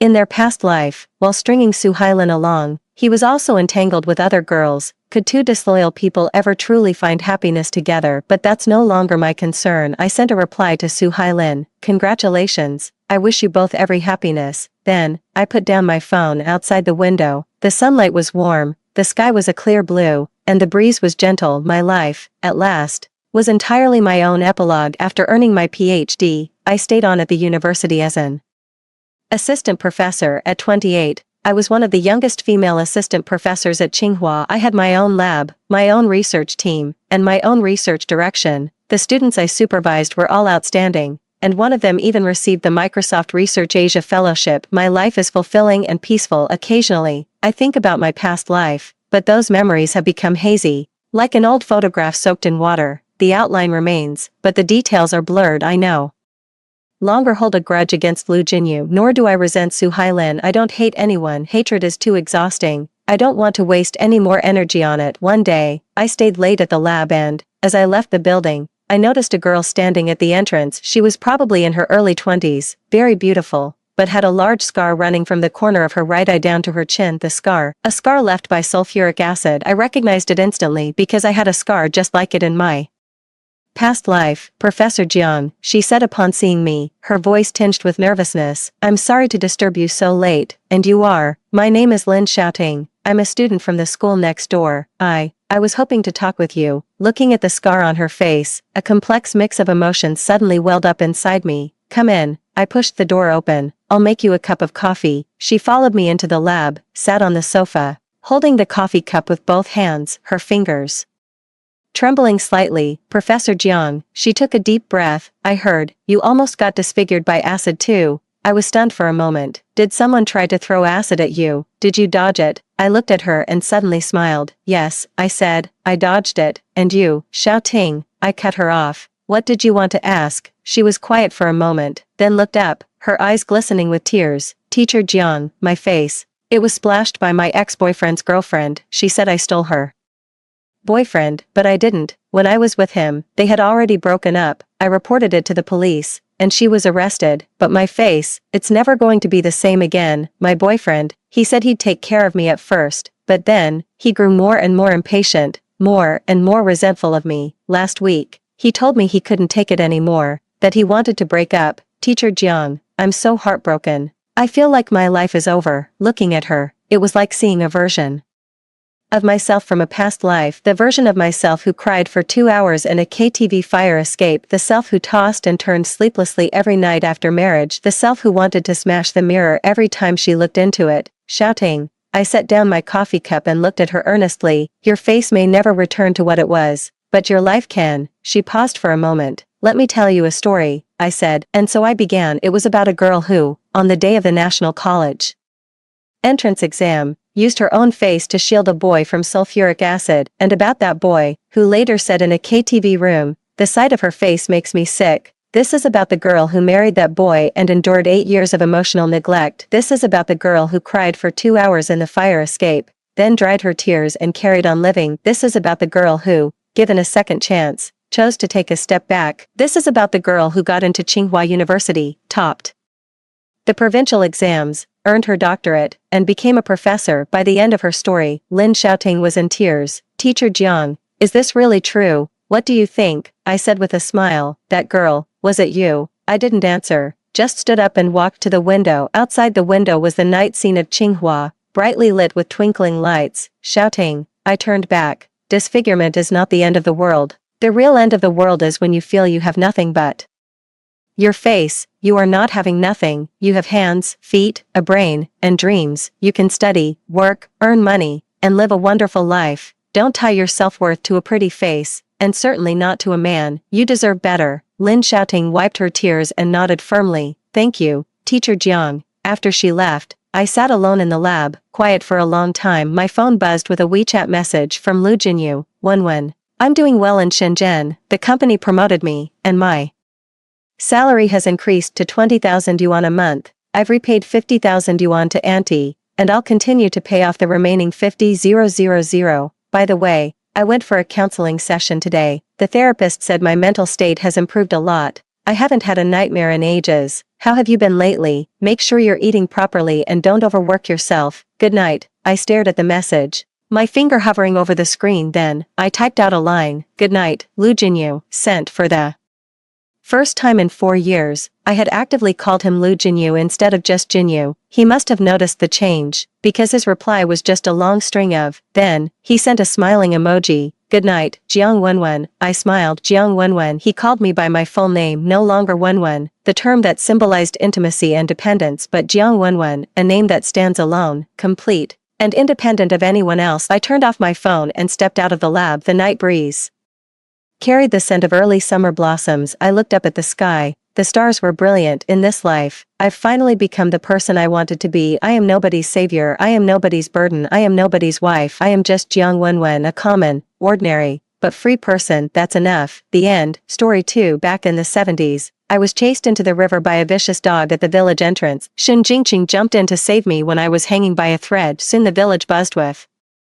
gossip about us, and his fiancé called off their engagement. Left with no choice, Shen Jingqing reluctantly married me. After our marriage, he resented me for coming between him and Gu Qianru, treating me with constant coldness. Later, He even discovered an old love letter I'd written him years ago while going through my belongings. This only reinforced his belief that I'd schemed deliberately. Even my accidental fall into water became part of my calculated ploy to trap him, to retaliate. He secretly used his spousal authority to transfer my rightful job opportunity to Gu Chanru without my knowledge. With Shin Jingqing paving her way, she rose from a community teacher to a full professor, basking in glory every step of the way. Meanwhile, I spent my entire life stuck in the most mundane grassroots position, living out an utterly mediocre existence. Over the years, I watched coldly as my husband doted on another woman, securing her jobs, funding her education, draping coats over her shoulders when she shivered, wiping her tears when she cried. When the heartache finally numbed me, the realization struck. I'd made a terrible mistake marrying Shin Jingqing. Countless times I've wondered, had I refused his marriage proposal, would my life have taken a different path? In the dead of night, I fell asleep once more with tears of regret staining my cheeks. When I opened my eyes again, I'd miraculously returned to that fateful day I nearly drowned. Jimei grabbed my hand. The girl's shrill voice pierced my ears. I snapped back to reality, the weightless sensation of falling down hospital stairs morphing into the sinking dread of drowning. Through the splashing water, I saw my childhood friend Gu Shaoqin desperately reaching out toward me, yet she remained several steps away from the shore. At that distance, there was no way I could reach her fingertips. I'll get help. Just hold on. She scrambled to her feet and dashed toward the distant fields where several villagers were working. That's when I realized I'd actually been reborn back in the 70s, before I'd even married Shin Jingqing. That day, while doing laundry with Gu Shaoqin, a stray dog came out of nowhere, barking furiously at me and even attempting to lunge at me. Terrified, I stumbled backward in panic when suddenly an unseen force shoved me into the water amidst the chaos. Just like in our past life, Gu Shaoqin began screaming for help toward the people working in the fields, but among that crowd, apart from the elderly folks, only Shin Jingqing knew how to swim. He rushed to the riverbank and, seeing me choking on water without hesitation, jumped in to save me. What began as an act of kindness unexpectedly bound us together in a lifetime of love and resentment. After Shin Jingqing rescued me in my past life, I spent all my savings to buy him a wristwatch from the city as gratitude. Not long after, Gu Shaoqin suddenly came running with news for me. Zaimi, it's terrible. The whole village is saying you and Shin Jingqing are having an improper affair. The news hit me like a thunderbolt. In these times, open relationships still aren't fully accepted. Backward areas remain steeped in conservative, feudalistic attitudes. Being accused of moral misconduct is serious enough, let alone when Shin Jingqing already has a fiancé. Villagers passing by would point at me and shoot me strange looks. Some swore they'd seen me by the riverbank, locked in an indecent embrace with Shin Jingqing, our lips pressed together shamelessly. Others claimed I'd never fallen into the water accidentally, that we'd been caught in the act of daytime debauchery when I slipped into the river. The watch I'd gifted him became damning evidence of these supposed transgressions. The rumor snowballed until I was practically drowning in a sea of gossip. Back then, I was barely 20, young, naive, and wet behind the ears. Faced with such a situation, I fell apart completely, reduced to tearful helplessness. Shin Jingqing wasn't faring any better either. Rumor has it that his fiancée Gu Chanru showed up with her parents to call off the engagement, causing quite a scandal. Shin Jingqing and Gu Chanru were classmates deeply in love, on the verge of marriage when this unexpected turn of events occurred. Despite risking harassment accusations, he desperately tried to salvage the relationship for months, but Gu Chanru's resolve to break the engagement remained unshakable. No matter how much we clarified, few would believe us. With rumors spreading like wildfire, we felt like being fried in a pan of boiling oil. During that period, I'd get up every night to pack my belongings. Through tears, I thought, worst case, I'd just leave this place and start over somewhere secluded. But before long, Shin Jingqing unexpectedly arrived with betrothal gifts. The recent turmoil had drained his youthful vigor, and even his handsome features carried a faint weariness. The moment he saw me, he said, Jimei, since things have come to this, why don't I just marry you? He asked me, will you marry me? Was I really willing? For decades afterward, I was haunted by regret for giving the wrong answer. Had I refused him then, perhaps my life wouldn't have been so full of hardship. I wouldn't have toiled in the fields for years, only to return to the city and watch helplessly as someone else took my job. It shouldn't be like this after marriage. My husband showering attention on another woman while leaving me alone in an empty bed too. I shouldn't have kept overestimating myself by comparing to Gu Chanru, only to retreat in shame every time. Among the three of us, we're the ones with the marriage certificate, yet I feel more like the other woman. We fought, I cried, I made scenes, But what ultimately broke me was the sheer disgust in Shin Jingqing's eyes. He said, "You know exactly how our marriage came to be. The greatest regret of my life is what I did to Chanru. This is the debt we owe her." I broke down. What debt? Wasn't it her who insisted on breaking off the engagement? Wasn't it you, Shin Jingqing, who came knocking with betrothal gifts to marry me? Never once did I intend to come between you two, yet he condemned me to eternal damnation over that love letter I never even sent, stripping me of any chance at redemption, leaving me to drown alone in this loveless marriage for all these years, watching his retreating figure turn away heartlessly again and again. I choked back sobs. Shin Jingqing, I truly wish I'd never met you in this lifetime. His departing footsteps suddenly froze, though I couldn't see his expression, yet I heard him speak with near-perfect indifference. If possible, I too wish I'd never pulled you from the river that day. Only at this moment did I truly believe Shin Jingqing wasn't just speaking in anger. As I struggled in the water, Gu Shaoqin dragged Shin Jingqing toward me. "Brother Shin, hurry, Ji Mei fell into the water. Go save her. In our past life."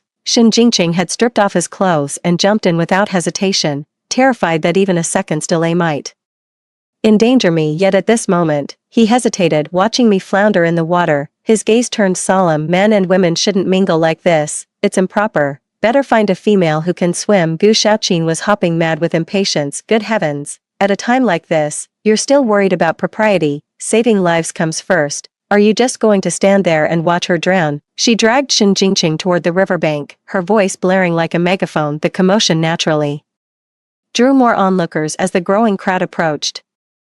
Shin Jingqing's expression darkened further. His brows were furrowed so tightly they could crush a fly. He shook off Gu Shaoqin's hand, visibly recoiling at her attempt to drag him toward the rescue. "I said no means no. I'll find a woman who can swim to save her." With that, he dashed off, leaving Gu Shaoqin standing there dumbfounded. She was hopping around in panic. "Can anyone swim? Ji Mei's drowning. Someone help her." Yet no one responded. Having heard everything, I couldn't help but sneer. Inwardly, it seems Shin Jingqing has also been reborn, so those words he said weren't just spoken in anger. He genuinely wished me dead, to remove me as an obstacle to his marriage with Gu Qianru. A wave of desolation washed over me under Gu Shaoqin's astonished gaze. I slowly swam to shore, dripping wet. I climbed out from the riverbank and walked home calmly. Gu Shaoqin came running over, her eyes wide with shock. Ji Mei, you can swim. How come I never knew that?" The discomfort left me too drained to explain properly. I just mumbled a vague response before hurrying back. On my way home, I happened to run into Shin Jingqing, who'd turned back. He hurried along, accompanied by a robust-looking woman. The woman kept nagging at him, "A drowning man can't wait. It's been too long. He's probably gone." Meeting my mocking gaze, Shin Jingqing froze on the spot. He stared at me blankly. "Drowning waits for no one." Had I still been that Ji Mei from my past life who couldn't swim, those few minutes of his delay would have been enough to drown me. Without a word, I brushed past them. "Shin Jingqing, thank goodness you didn't save me this time, because just like you, I want absolutely nothing to do with you anymore. Thank heavens for giving me this chance to set things right." Back home, I quickly took a shower and changed out of my soaked clothes. The first thing I needed to do was find that love letter I'd written in the heat of the moment, back when we were all sent to the countryside together. Shin Jingqing immediately stood out from the crowd like a crane among chickens. With his handsome features and gentle demeanor, he never complained about hard work and always lent a helping hand to those in need. It was inevitable that I'd develop feelings for him. Back then, I didn't know he was engaged. When I found out, I was heartbroken for a while before burying those feelings deep down. Little did I know that this love letter, written in a moment of reckless passion, would later become evidence he used to condemn me. Shin Jingqing confronted me with that letter countless times. He was convinced I'd schemed to get close to him, deliberately falling into the river to tarnish our relationship. He called me shameless, accusing me of using my virtue as a woman to entrap him. No matter how I explained, he wouldn't listen. I wanted to say it was just an accident, that I was truly drowning. Who would joke about their own life? Yet all my explanations fell on deaf ears. Without hesitation, I tossed that love letter into the courtyard brazier. If all this is wrong, then it shouldn't exist in this world at all. "What the hell are you doing?" Shin Jingqing strode over, and his pupils dilated the moment he saw what I was burning. "Ji Mei, have you lost your mind? How could you burn the love letters you wrote me?" I stared at him with an expressionless face. "Why not? If I recall correctly, this belongs to me. How I deal with it is my prerogative," he blurted out. "But you gave this to me." Shin Jingqing's words trailed off abruptly. He took a deep breath to calm himself. Then he questioned me in that all too familiar accusatory tone. "Ji Mei, you've been reborn too, haven't you?" That's why you're treating me like this. You were lying to me in our past life. You could swim all along, yet you pretended for years, making me save you on purpose and ruining my engagement with Chanru. I never imagined he could speak to me with such shameless condescension when we're not even married. Shin Jingqing, what right do you have to interrogate me? In this lifetime, we're practically strangers. Besides, can't you go one day without falsely accusing me? Last time I nearly drowned, spent a week on 4 drips at the city hospital. No sane person would gamble with their life like that. What, you think you're so irresistible that I'd risk death just to test whether you'd save a complete stranger? Meeting his wavering gaze, I said, the reason I learned to swim now is because during those decades married to you, I regretted every single day not knowing how. Had I been able to climb out myself that day, would I have given you the chance to torment me later? He probably never expected me to say something so heartless. This was something he'd never even considered, because in our past life, no matter how I tried to explain, he refused to believe me. He was convinced I'd fallen into the water deliberately to lure him into rescuing me, that I'd schemed to ruin his reputation just to force him into marriage. So he hated me, resented me, and throughout our marriage, he wounded me with needles that didn't kill but made me bleed all the same. Only when I actually climbed out of the water by myself did he finally have to believe what I'd said. I truly would rather have never met him than have him save me one more time. The young man's face turned ashen. He could barely stand steady, yet still managed to say what you will, but in this lifetime, don't interfere with my relationship with Chanru again. We'll get married and correct our past mistakes. With that, he stared at my face as if waiting for something. He was probably waiting for me to lose my cool, hoping to see me angry and jealous, but I didn't give him the satisfaction. 3. I simply smiled and wished him well. Oh really? Then I wish you a lifetime of happiness together. Late at night, by the dim light of a kerosene lamp, I studied the rustication approval letter spread across the desk. It's like a certificate of honor, urging us to answer the call and contribute to rural development. Through it, I glimpsed fragments of my past lives. I spent half my lifetime toiling away in mediocrity, busy yet numb. Every day is packed, yet my heart remains hollow. As someone who's loved reading since childhood, I find no fulfillment in my current job. I once considered furthering my education. I wanted to take the postgraduate entrance exam, to reach for greater heights, but whenever I picked up a book, Shin Jingqing would mock me, laughing at my overambition. He even thought I was just trying to compete with Gu Chanru. By then, she had already been admitted to a top-tier university in the country. Sometimes I can't even tell whether my desire to study stems from genuine interest or, as Shin Jingqing claims, just another competition. What also weighs me down are the endless household chores. Shin Jingqing's mother is particularly difficult. With my father-in-law perpetually hospitalized, she used to care for him personally, but after I married into the family, she finally found her scapegoat, constantly ordering me to tend to him at the hospital while she goes off playing mahjong. When I finally got time off and wanted to read at home, she'd wail about how unfilial I was, accusing me of using excuses to avoid caring for my father-in-law. Back then I was trying to mend my marriage with Shin Jingqing, afraid he'd misunderstand me. I resigned myself to hospital visits, changing bedpans and cleaning up after my father-in-law. Eventually, my time got so squeezed I could only study during breaks at work. It all came crashing down when I collapsed at the office from sheer exhaustion. I woke up in the hospital to find a crowd of relatives had arrived, not to check on me but to lecture me on behalf of Shin Jingqing and my mother-in-law. They scolded me for being ungrateful, for obsessing over some graduate school exam instead of appreciating my comfortable life. Why stir up trouble, they said. You should be Shin Jingqing's supportive wife, they insisted. Manage the household while he climbs the corporate ladder. Once he gets promoted, you'll have everything. Why bother with grad school? Back then, their constant nagging actually clouded my judgment. I foolishly gave up my education to willingly take care of his household. God knows what possessed me back then. Looking back now, I was utterly senseless. Some men won't appreciate women sacrificing their ambitions to become homemakers. Eventually, they'll even resent her for losing her spark. Most women remain trapped in domesticity, foolishly sacrificing their right to pursue better lives just to uphold the good woman image. That was exactly me in my past life. Shin Jingqing always accused me of envying Gu Chanru, and he was right. I did envy her, not because she received more of Shin's affection, but because she refused to be shackled by domestic duties. She spent her life chasing dreams until she finally claimed the very position she'd once admired. In the dead of night, memories of past regrets set my heart ablaze. Since fate has granted me this second chance, I won't let myself down again. The next day, I sought out the village chief. Hearing my request, the chief's face registered surprise. Xiao Ji, Are you saying you want to transfer to another village for development work? Would that be possible? Village chief, I've already made an enemy of Shin Jingqing. Knowing he'll achieve great things in the future, and now with memories from his past life, he'll only rise to power. Faster this time. I need to put as much distance between us as possible, otherwise when he makes it big, he might hold a grudge and make my life miserable. The village chief scratched his head awkwardly. Well, I've never dealt with something like this before. I'll need to request instructions from higher-ups. Why don't you go home and wait for our response? I'll notify you immediately once we have a decision. I nodded with faint disappointment. Deep down, I'd already anticipated the outcome.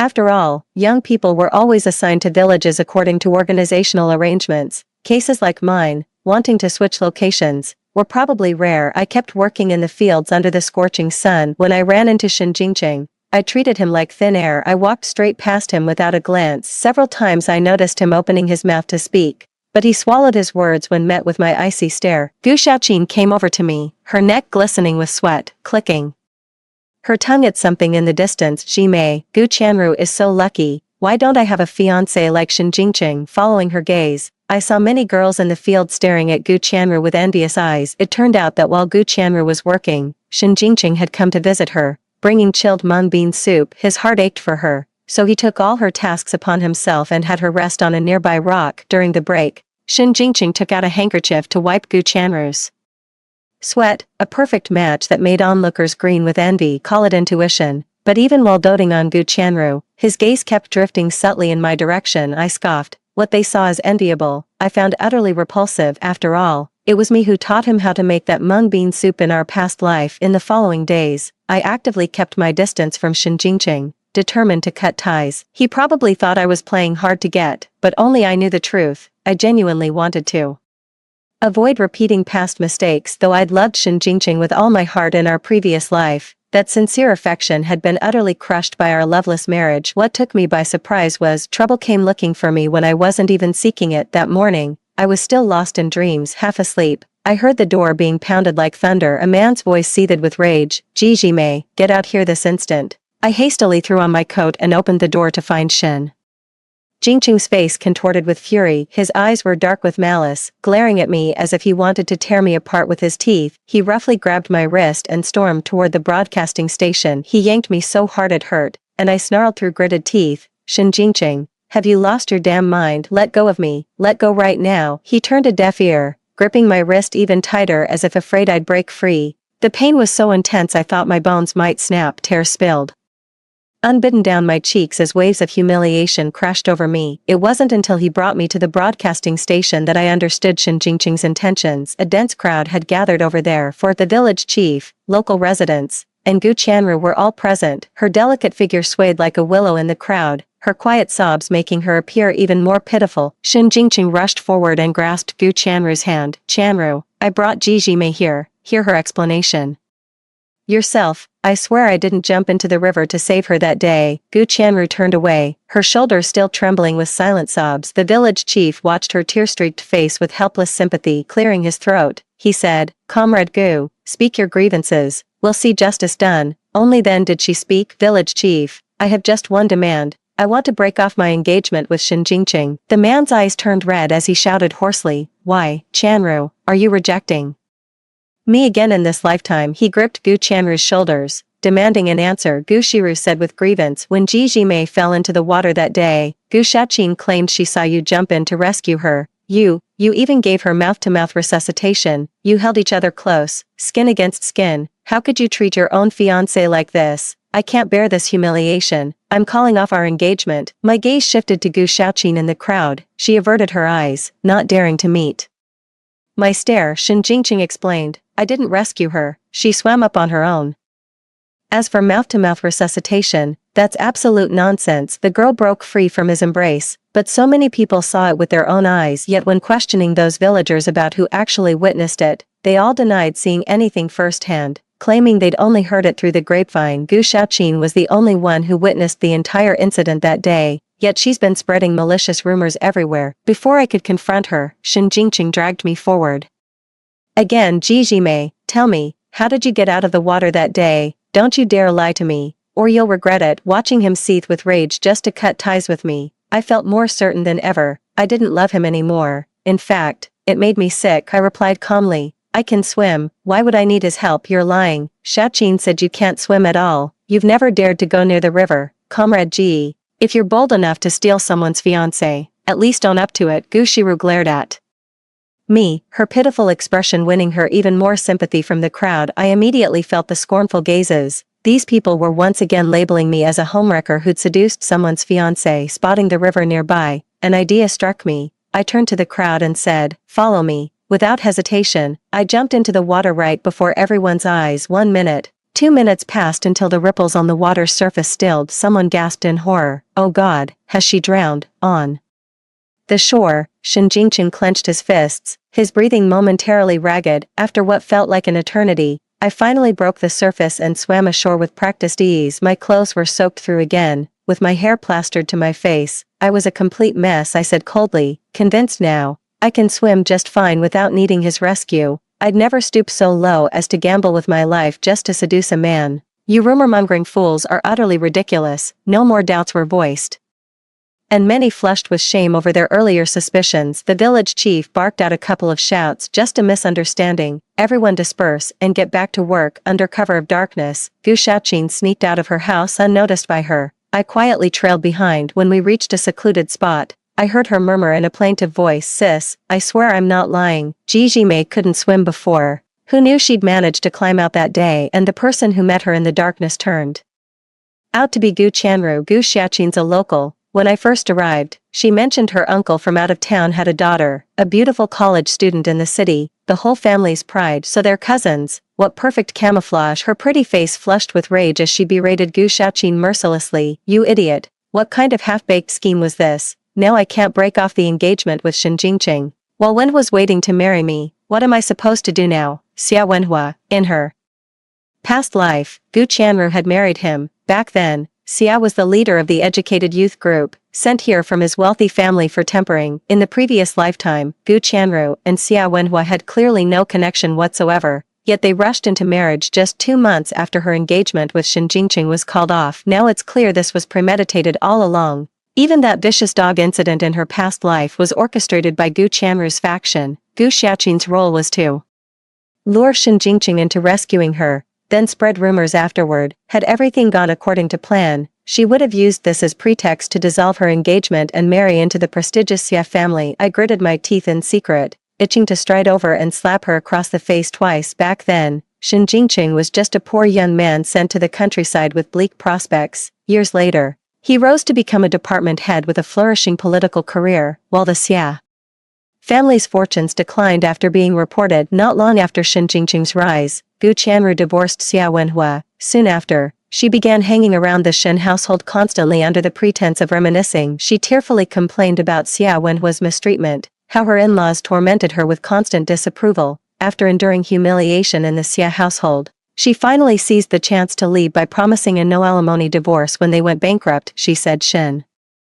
Jingqing was the only acquaintance she had left in this city. Later, playing the damsel in distress, she manipulated Shen into securing her a university position, funding her education, and leveraging his connections to pave her way. Gu Chanru had Shen Jingqing wrapped around her finger, completely oblivious that she'd once discarded him like yesterday's trash. My hands clenched and unclenched in the darkness, my expression shifting from fury to a sardonic smile. I won't tell Shen Jingqing. Let him remain in the dark and relive the feeling of being toyed with by his beloved. When he finally discovers the truth, it'll be quite a spectacle. I know Gu Chanru won't be able to wait much longer, because in my past life, around this exact time, Xia Wenhua was soon transferred, rising from deputy team leader of the production brigade all the way to workshop deputy director. The future looked so bright that Gu Chanru couldn't wait to marry him, eager to start their picture-perfect life together. But what truly shocked me was how I'd still underestimated Gu Chanru's shamelessness. Who could have imagined that when she failed to tarnish another's virtue, she'd stoop so low as to ruin her own? At dawn's first rooster crow, Gu Xiaqin came banging on my door in a frenzy, grabbing my arm and saying, "Something terrible's happened, come quick." Without knowing why,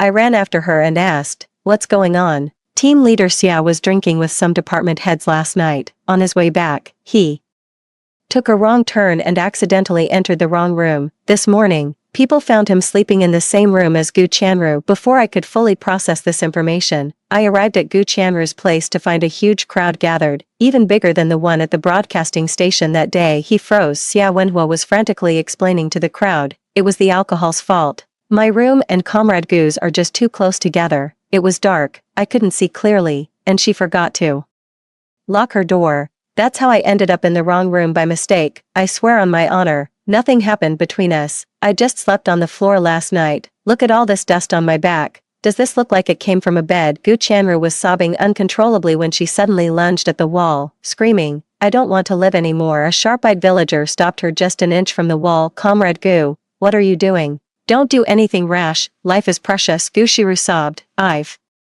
wronged Jingqing. How can I face anyone now? How could I possibly be his wife? Let me go. I want to die. The village chief slapped his thigh in exasperation, pleading, it's not that serious, Shen Jingqing, say something. The young man's tall frame swayed slightly in the crowd, his face pale as he murmured, Shiru, I don't blame you. This wasn't your fault. I'll still marry you. But Gu Shiru refused to relent. She would never accept this outcome. I don't care what you say. With so many witnesses, my reputation is ruined. I won't force you into this marriage. Rather than have you endure public scorn as my husband, I'd rather die. With that, she lunged at the wall again. After several attempts, blood finally trickled from her forehead. An elderly villager stepped forward to mediate. After this scandal, even if accidental, Miss Gu can't possibly marry Shen Jingqing with such tarnished honor. Truth be told, this engagement was never meant to be. Why not dissolve it? If Xia Wenhua is willing to take responsibility for Miss Gu, that might turn misfortune into blessing. Xia Wenhua eagerly responded, I will. I swear to take full responsibility for Comrade Gu. To make amends, I'll treat her right. Gu Shiru was still sniveling, but had stopped her suicidal dramatics. All eyes turned to Shen Jingqing, waiting for his nod of approval. Shen Jingqing glanced at Gu Shiru warily, as if any denial from him would send her crashing into walls again. She kept claiming she refused to marry him to avoid public scorn, but was that truly the case? When he remained silent, Gu Chanru let out another wail and threw herself at the wall with all her might, sending everyone scrambling to restrain her. Comrade Shen, just agree. Do you really want to watch Comrade Gu die right here? Exactly. She's staking her life to prove her sincerity. Clearly this isn't some sordid affair. Let her go. If she actually married you afterward, think how people would judge her. She'd be better off with team leader Xia Wenhua. Shen Jingqing's handsome face drained of color, his eyes dull and filled with despair. 5. Why couldn't he and Gu Chanru make it work even in this second chance at life? Under the storm of persuasion from the crowd, the young man finally gave a reluctant nod. Gu Chanru's tension melted away as she exchanged a triumphant glance with Xia Wenhua. Having witnessed this whole spectacle, I was just about to head home. Suddenly, Gu Shaoqing grabbed my wrist. She exclaimed loudly, Jimei, now that brother Shen is single again, you can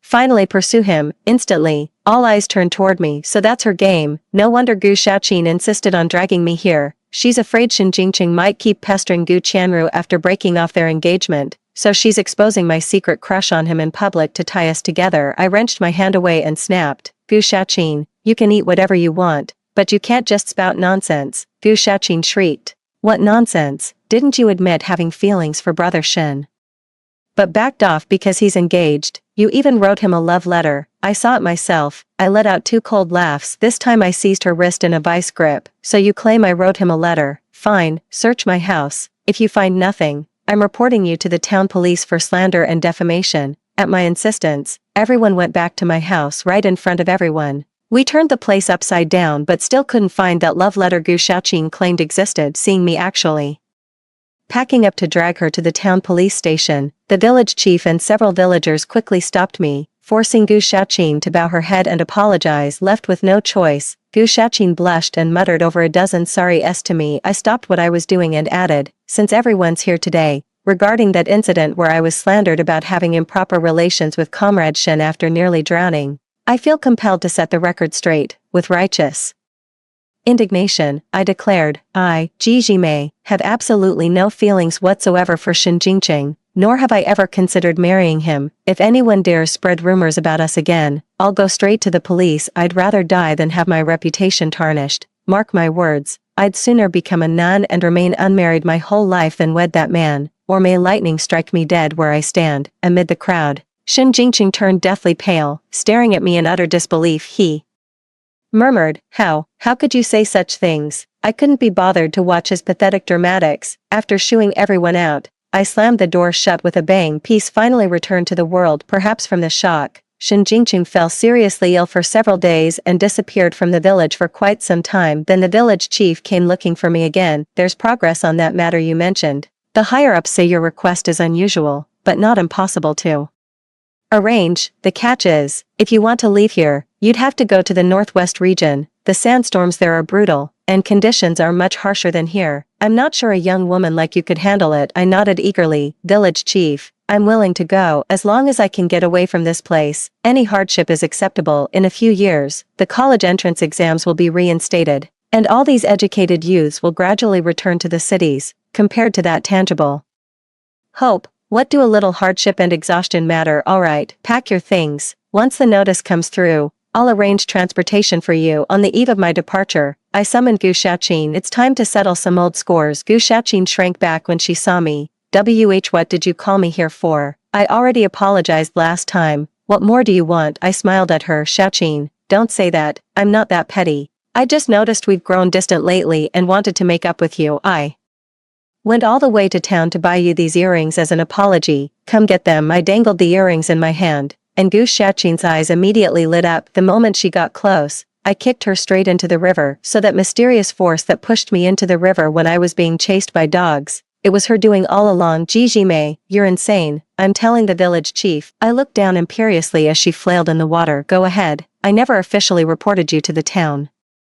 authorities last time anyway. Perfect chance to settle old scores. Nobody saw me push you, but the whole village witnessed you framing me. Gu Shaoqin, remember, what's done in the dark will come to light. I know every dirty secret between you and your cousin. Lay one more finger on me and I'll expose everything. Ruin her marriage to Xia Wenhua. I'll take you both down with me. Did you really think Jijimei would take this lying down? Keep pushing me and you'll regret it. Gu Shaoqin trembled in the water, only beginning to feel real fear when she met my ice-cold gaze. She suddenly realized the water wasn't deep. It only reached her chest when standing, though no longer in mortal danger. Her heart still pounded with lingering terror. I was wrong. Jimei, please let me go. I swear I won't tell anyone you pushed me today. Don't you dare interfere with my cousin marrying team leader Xia, or my father will beat me to death. Back home, I continued packing my belongings. There's nothing I can do to Gu Chanru right now. She's under Xia Wenhua's protection. If I confront her directly, I'll only end up worse off. But once she marries into the Xia family, it won't be long before they start their shady business ventures. That's when I'll anonymously report them, shattering her wealthy socialite fantasy and sending her crashing down from the clouds into utter misery. The village chief said a car would be waiting for me in town at 3 p.m., so I needed to catch the ox cart at the village entrance. By noon, I'd already packed my things and was ready to leave. To my surprise, when I opened the door, Shen Jingqing was standing right outside. A serious illness had left him noticeably thinner, his face drawn with exhaustion. His pupils contracted at the sight of my luggage. Where are you going? A bad premonition struck me. Telling the truth might make leaving difficult. After all, he never got to marry Gu Chanru in this lifetime. He'd likely take it out on me again, hardly willing to let me go. So I lied. An elder at home is gravely ill. I need to visit for about a month. Before returning, Shen Jingqing let out a sigh of relief. It suddenly dawned on him that he couldn't bear Jijimei's departure. Thankfully, she was just visiting family. After a long silence, Shen Jingqing suddenly lowered his head and muttered, I owe you an apology. I misunderstood you before. You never actually intended to sabotage my engagement with Gu Chanru. I hurled insults at you that day, even dragged you violently to the broadcasting station for explanations. You must despise me now, Jimei. I cut him off impatiently. 6. What's your damn point, Shen Jingqing? You think I want your pathetic apology? All I want is to stay the hell away from you this lifetime. Don't bother me, and I won't bother you. Let's just go our separate ways. Shen Jingqing looked utterly devastated, his body swaying unsteadily. How could you be so heartless, after all we've been through as husband and wife? Do you really feel nothing for me? He gazed at me with desperate hope in his eyes. I couldn't help but find his expression laughable. He seemed to have forgotten how he'd treated me before. I'd be happy to remind him. Affection. Did you ever show me even an ounce of it? Shen Jingqing, have you forgotten how you humiliated me? You married me for your reputation, then treated me like dirt. You kept me as a decorative piece in your home, a decade of icy indifference. Did it ever occur to you that I'm human too? That my heart could break? I nodded. Remember how you cut me down with Your cruel words, accusing me of scheming to marry you, calling me shameless, comparing me to Gu Chanru, saying I wasn't fit to lick her boots, you ground me into the dirt. Where was this affection you speak of then? To spite me, you gave my rightful position to Gu Chanru, forcing me into menial labor. You were my husband, yet you bent over backwards for others. Why didn't you preach about affection back then? The words came out between sobs, tears falling before I even realized it. Decades of grievances, even rebirth couldn't erase them from my heart. But how could mere words ever capture this depth of pain? When Gu Chanru came to you after her divorce, I drafted separation papers 3 times. Each time you refused, claiming your promotion was at stake. You never loved me, yet you trapped me. Even if I wrongfully separated you and Chanru in the past, when I tried to set you free, you wouldn't let me go. Shin Jingqing. Do you have any idea how much I despise you? As I opened my mouth, I seemed to see again that woman from my past life, utterly broken by the icy indifference of marriage. For decades, I poured my whole heart into warming yours, yet you remained cold. Now I'm exhausted. I just want to take care of myself. You once said saving me from the river was your greatest regret. Well, the feeling's mutual. I regret ever loving you, entertaining foolish fantasies, and saying yes to your proposal in a moment of madness, a lifetime of devotion wasted. Thank God we've been reborn.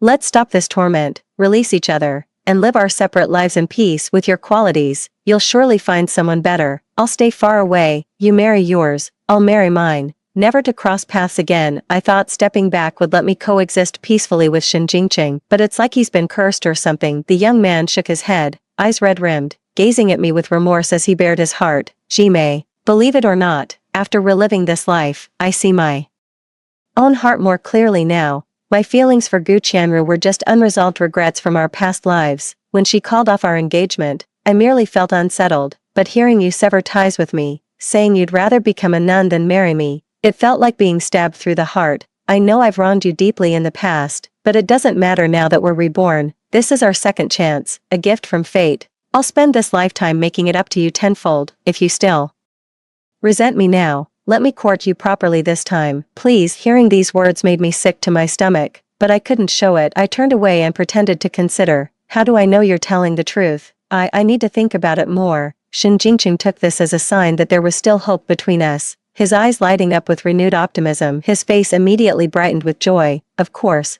Feel free to test my sincerity. My heart belongs only to you. Jimei, let me walk you to the village entrance to catch your ride. Do come back early, or I'll miss you terribly. He carried my luggage and personally saw me onto the ox cart at the village entrance. As the cart jolted into motion, the young man stood waving at me. A smile played on his lips, as if anticipating my return before long. I gave him one last smile. Shin Jingqing, farewell forever in this lifetime. Jimei had deceived him. She never returned. After an anxious wait, Shin Jingqing learned of her whereabouts from the village chief. He stood there dumbstruck, as if someone had punched him in the gut, completely frozen in shock. Jimei, how could you be so cruel? We promised to start over. How could you just walk away and abandon him like this? He knew he'd hurt her countless times, but why wouldn't she give him even one chance to make things right? Shin Jingqing refused to give up. He resolved to prove himself after returning to the city, then beg for Jimei's forgiveness once more. But fate had other plans. Shortly after, Xia Wenhua and Gu Chanru got married.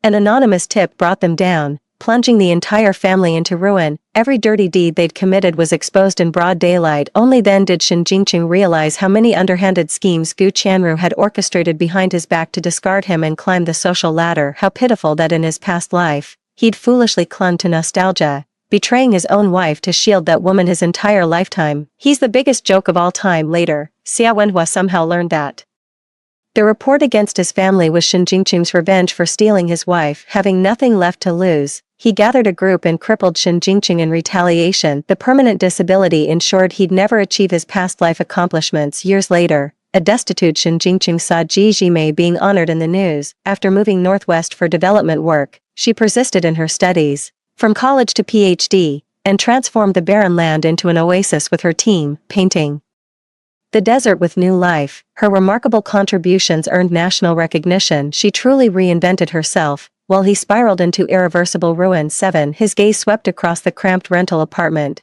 This broken body would now drag itself toward death in some forgotten corner, ensuring their eternal separation. Perhaps this was divine retribution for his sins. His rebirth wasn't meant to right past wrongs, but to witness how the wife he'd wronged in their previous life would break free from despair and start anew to finally live the life that should have been hers all along. Story 2. While tidying the room, I stumbled upon the phone Shenwan Jin had locked away for 10 years. When I unlocked it, the wallpaper turned out to be my sister, the heartfelt confession and the notes that moved me to tears. The woman's name was also my sister. Suddenly, I understood why the flowers that day had wilted, because it's secondhand. The moment I scrolled to the end of the memo, everything went black as I was transported back to my 18th year. Shenwan Jin in his blue and white school uniform was plotting a confession with his buddies when he casually remarked, "No big deal if I fail, there's always Bai Shuiwei as backup." Later, he came to me holding wilted flowers. After his confession, I took a step back and humiliated him publicly. "You, not even a dog would date you." 1. I found Shenwan Jin's decade-old phone in the storage room. He forgot the password and got locked out for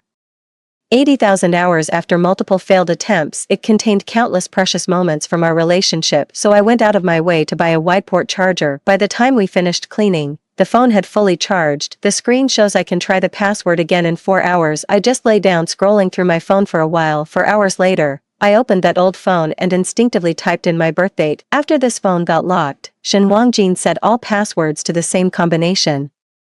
My birthday, the same day he confessed his love to me when I turned 18. By the time I realized what was happening, it was too late. I'd already entered all 6 digits just as I thought my phone would lock again, leaving me frantic with frustration. It unlocked, password correct. The first thing that caught my eye was a photo of my sister, my screensaver. It's her. I bolted upright in bed. There's an unsettling sense of absurdity. The password, it actually worked, so he didn't forget the password.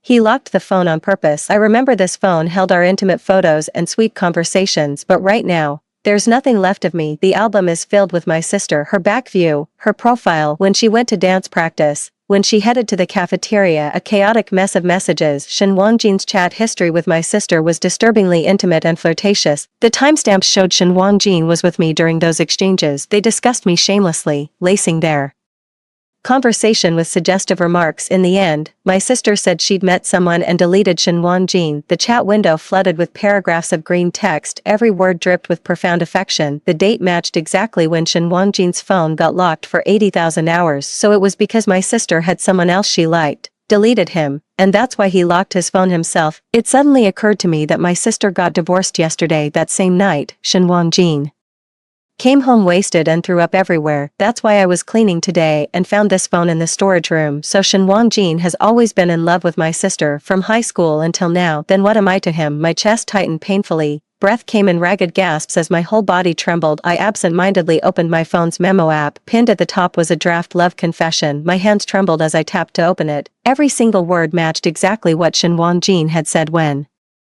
confessing to me. Oh no, there's something different. The name he confessed to in the memo, it's Bai Shuqi, and I am Bai Shuiwei. It suddenly occurred to me that when Shenwan Jin confessed to me, the flowers were already wilted. Turns out, it was secondhand. All these years have been nothing but an elaborate lie. I suddenly found it hard to breathe. Then everything went black as I passed out too. When I came to, I realized I'd been transported back to that early winter when I was 17. Withered leaves rustled underfoot while classroom recitations echoed through the air. I rushed to the restroom to splash cold water on my face, trying to clear my head. In my rush, I didn't check the sign and accidentally walked into the men's restroom. Of all times, someone walked in right then. I had no choice but to hide in a stall, my heart pounding like a drum. Bro, you're really going to confess to the campus belle? She's got a ton of admirers. Then, I heard that all too familiar voice, TCH, who's confessing here, me or you? If I'm not chickening out, why should you? It was Shenwan Jin. His lazy drawl carried through. Who cares if we fail? There's always Bai Shuiwei as backup anyway. His brother burst into laughter immediately. That's so you. If you can't date the campus belle, her sister's an option too, lol. But weirdly enough, Bai Shuiwei and the campus belle are twins yet polar opposites, like some genetic mutation happened.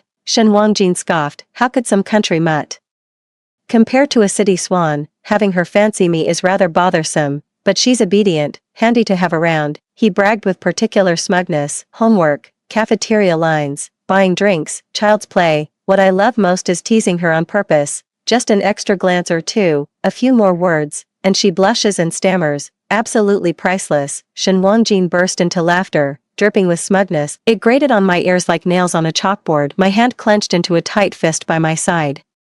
Only when their voices faded into the distance did I emerge from the cubicle. Head down, I scurried back to the classroom. The bell rang right on time. Baishuchi walked in and sat beside me, scooting her chair away like I had the plague. I couldn't help stealing a few glances at her. Baishuchi and I are truly worlds apart. My mother gave birth to twins back then, but she had limited energy and my father had financial constraints, so after discussing with the family, they decided to raise Baishuchi themselves while my grandparents took care of me. That's how I ended up being taken to the countryside by my grandparents after turning 1 month old. Meanwhile, Baishuchi stayed in the city. I grew up in the countryside on formula and rice cereal. Baishuchi was breastfed and had baby food in my mother's arms. At 3 or 4 years old, I played in the mud every day until I was sunburned dark. By age 3 or 4, Baishuchi already had an extravagant collection of princess dresses, always pristine and delicate. The stark contrast, compounded by favoritism, left me stranded in the countryside indefinitely. My mother never cared for me. Even my grandmother would say, "Your mother abandoned you." It wasn't until high school, when facing the crucial milestone of college entrance exams, that my grandparents finally had to send me to the city. When I first arrived at the new home, I actually liked it and didn't feel inferior at all, but over the years,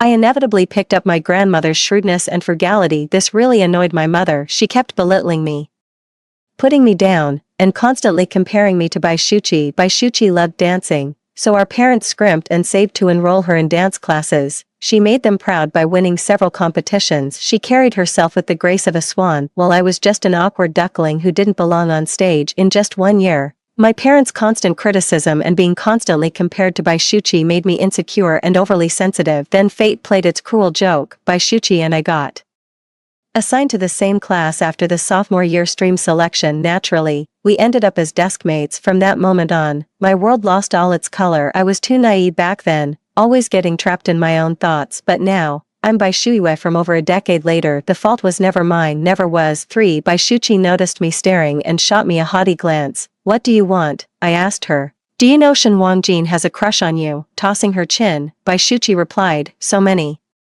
people like me. Why should that surprise anyone?" So she knew Shen Wangjin was somewhat of a minor celebrity at school. There are 2 types of people everyone knows in school. The first are the academic superstars. The second are the notorious troublemakers. Shen Wangjin was the latter. Back when I had a crush on Shen Wangjin, I'd secretly scribble his name in my notebook. Baishuchi caught me doing it. She even asked me how I could possibly like a troublemaker like Shen Wangjin. Of course I never told her the reason, but she knew I had feelings for Shen Wangjin. Yet when Shen Wangjin got rejected by her and started dating me instead, she didn't say a word, not even a heads up. Even after we got together, she kept flirting with Shen Wangjin. What was going through her mind at that moment? Enjoying the show, secretly pleased, taking malicious delight. I let out a slow breath, suppressing the urge to confront her. Baishuchi suddenly remembered something and said in a condescending tone, "Oh, I forgot. You had a crush on him." Her voice carried, drawing sideways glances from nearby classmates. I replied calmly, "You're mistaken. There's no one I like. Senior year is crazy busy. Who's got time for dating? We're not like you art students. We'd rather grind through extra problems than waste time like that." Baishuchi snapped. "What exactly do you mean by that?" "Baishuiwe." I glanced out the window. "Teacher's coming." Baishuchi had no choice but to swallow her words, shooting me a furious glare. Class would end right at noon. As usual, Shen Wangjin would come to our classroom, making me queue for his lunch while he chatted up Baishuchi with small gifts. Right on cue, Shen Wangjin was already leaning against our classroom doorframe when the bell rang. After the teacher left, he strolled in with one hand in his pocket, moving with lazy grace. He rapped his knuckles twice on my desk. Knock knock, wearing a half smirk. "Baishuiwe. The canteen just added a new dish. Word is, it's amazing." Translation: he wanted me to grab him a meal. The cafeteria food runs out fast. By the time I get there, it's just soup left with no meat dishes. Shen Wangjin and I have completely different tastes. After queuing to get his food, my favorite dishes are always gone. I even had to deliver his meal before going back to eat myself, then wash his dishes afterward. Looking back, I must have been out of my mind. Fell head over heels for him over such a trivial matter. The more I thought about it, the angrier I got. I didn't even spare Shen Wangjin a glance. His composure was slipping, but he held back because Baishuchi was present. Surprisingly, Baishuchi spoke up first. "Baishuiwe, grab me a meal to the dorm. I need to talk with Shen Wangjin now." Bossy and condescending, their gaze held a clear challenge. She's using Shen Wangjin to make me jealous. I stood up with a hollow smile. Not happening. With that, I walked right past her and headed to the cafeteria. Just then, Shen Wangjin called out to me in a lecturing tone, "Bai Shuiwe, as a younger sister, you should listen to your elder sister." I couldn't help rolling my eyes. "Seriously, you all want me to bring back food?" I glared at Shen Wangjin. "Do I look like your mom?" Then turned to Bai Shuchi. "Or yours." Someone else in the classroom burst out laughing, their faces instantly darkened. I walked away without a trace, leaving nothing behind for Shen Wangjin still wouldn't give up. While I was in the cafeteria, his lackey came with a message. "Brother Wang says he's waiting for you in the classroom. Don't keep him waiting too long." There was a hint of threat in his tone. I completely ignored him. Who does Shen Wangjin think he is? After enjoying some delicious braised pork and spare ribs, I grabbed an ice-cold drink and headed to the dorm for a satisfying nap. Senior year is intense with crushing pressure. Most students spend lunch breaks buried in textbooks or grinding through practice tests, constantly on edge. I used to be just like that, but today, I just feel like cutting loose. If Shen Wangjin wants to wait, let him wait. The moment I entered the dorm, I spotted Bai Shuchi there. She wasn't even my roommate. She gave me a once-over and demanded, "Where's my food?" It's sobering how many functionally impaired people pass for normal just because they can feed themselves. Bai Shuchi seemed to finally realize, "You didn't bring me food." She sprang up and yelled at me, "Bai Shuiwe, didn't you hear me asking you to bring food? What am I supposed to eat now? Are you doing this on purpose?"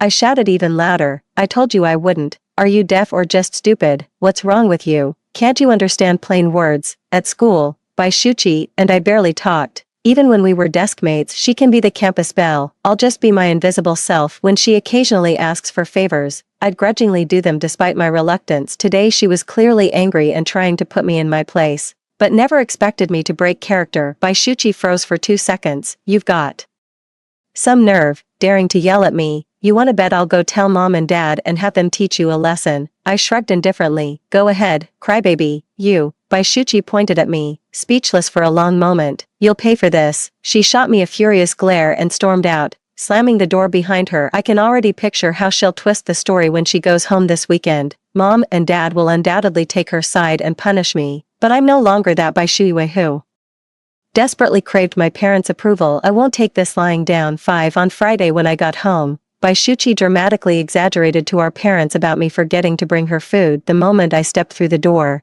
the TV remote came flying at me and smacked right into my forehead. Ah, the sharp pain made me cry out. My mother pointed at me, yelling, "You ungrateful brat, how heartless can you be? Was it too much to ask to bring your sister some food? She's your own sister, how could you let her starve all afternoon? I see right through you. You're just jealous your sister can dance. You deliberately starved her, trying to make her sick, so young yet so vicious. We never should have taken you in. You're nothing but a heartless monster." My father's face darkened. "Being raised away from us has spoiled your temperament. Starting today, your weekly allowance is cut in half. It'll be restored when you've learned your lesson. Now, apologize to your sister." Bai Shuchi watched me smugly, waiting for me to bow my head in apology. I lowered my hand from my forehead. "I won't apologize. Go ahead and kill me if you want." The moment I finished speaking, my mother rushed over and slapped me across the face. She put her whole body into that swing. The impact sent me crashing into the nearby shoe cabinet, but I stubbornly refused to shed a single tear. I saw this coming long before returning home. The harsher they are now, the more chaotic this house will become later.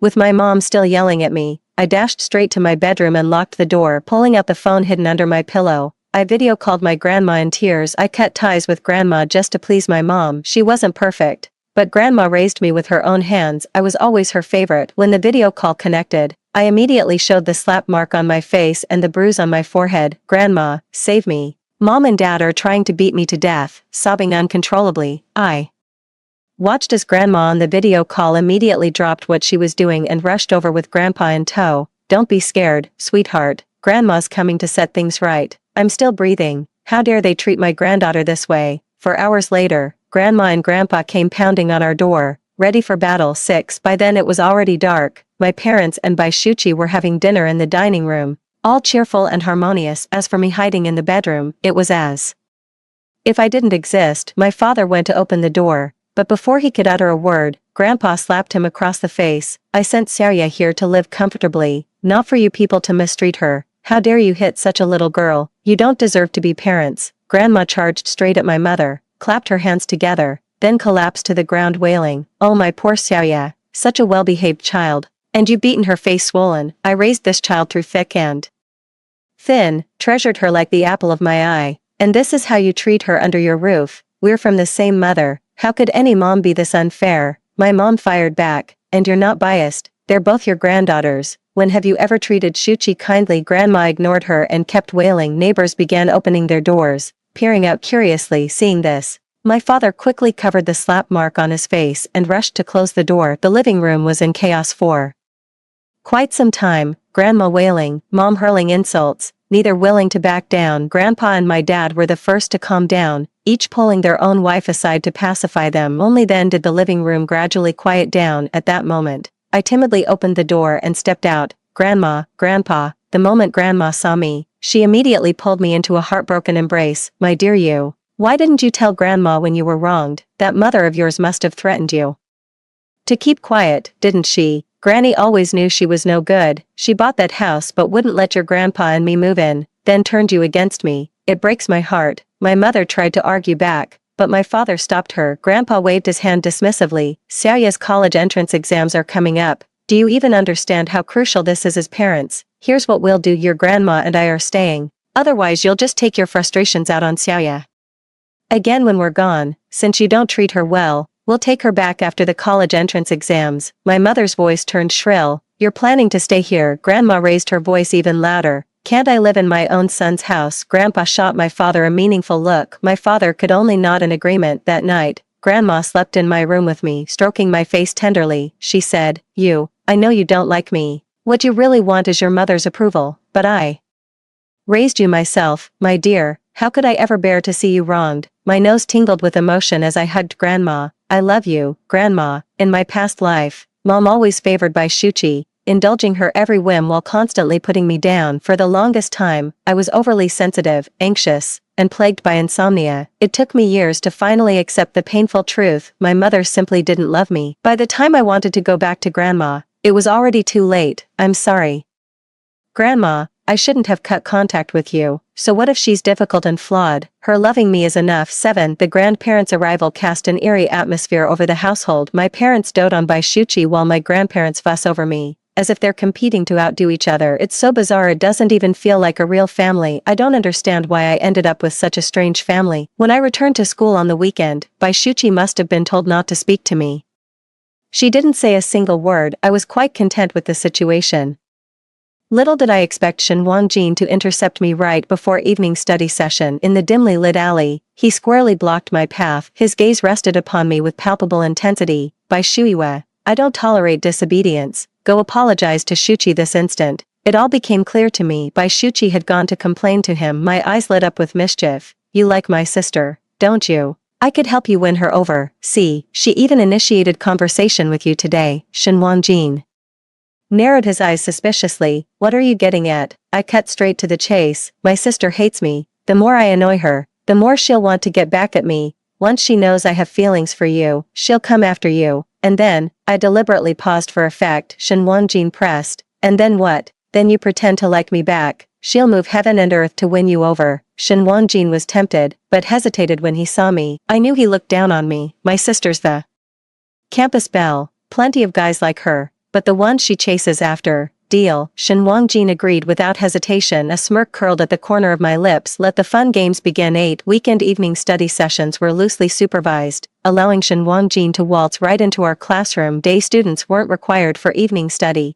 leaving empty seats where Bai Shuchi sat deliberately far from me. Shen Wangjin took the empty seat right behind me. Out of the corner of my eye, I caught Bai Shuchi's startled look. Suddenly, Shen Wangjin poked my back with his pen. When I turned around, he handed me a note with a playful grin. It's blank. He just wanted to get Bai Shuchi's attention with this. Playing along, I pretended to write a reply before passing it to him. Bai Shuchi was visibly furious, storming over to sit down and immediately reaching to snatch the note. I swiftly tucked the note into my pocket and buried myself in homework, pretending not to see her. Behind us, Shen Wangjin let out a flirtatious whistle at Bai Shuchi. Bai Shuchi flushed with equal parts anger and embarrassment. When evening study ended, I deliberately took my time packing up, waiting for them to leave first, then quietly followed behind. On the way back to the dorm, Bai Shuchi blocked Shen Wangjin's path and confronted him angrily. What were you two passing notes about? Didn't you promise you'd make Bai Shuiwei apologize to me? Shen Wangjin crossed his arms. Sorry about that, but I suddenly think Bai Shuiwei is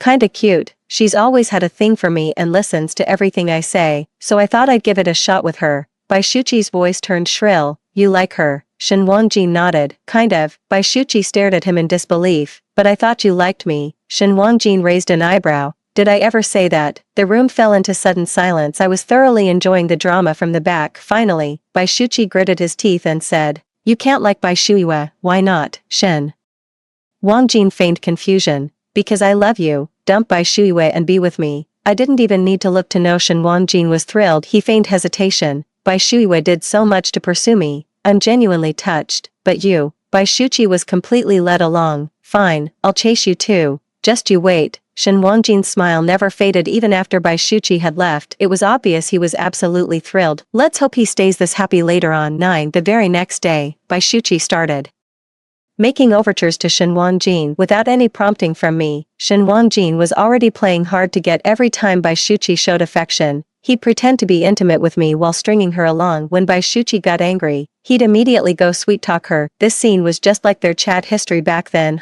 While they were fooling around, I buried myself in practice problems in my past life. I graduated from teachers' college and became a high school teacher. These concepts were child's play to me, but just to be safe, I'd better grind through more practice questions this time. I don't want to settle for just being a high school teacher. Soon, rumors spread across campus about the school beauty chasing after Shen Wangjin. A rare PE class under even rarer sunshine. I was reading on the lawn, basking in the sunlight with my back to the light. Just then, someone sat down behind us and started chatting away. Told you brother Wang's got mad charm, even the campus queen's throwing herself at him now. Pfft, campus queen my foot, she's just some dancer who won a few awards, not even close to brother Wang's league. Shen Wangjin couldn't hide his smug tone. Alright, go easy, girls have delicate egos. You know, Shuqi's been chasing me for quite a while now. It's not right to keep stringing her along. A man should be the one to confess his feelings. Meanwhile, the homeroom teacher had caught wind of the situation and summoned Bai Shuqi to the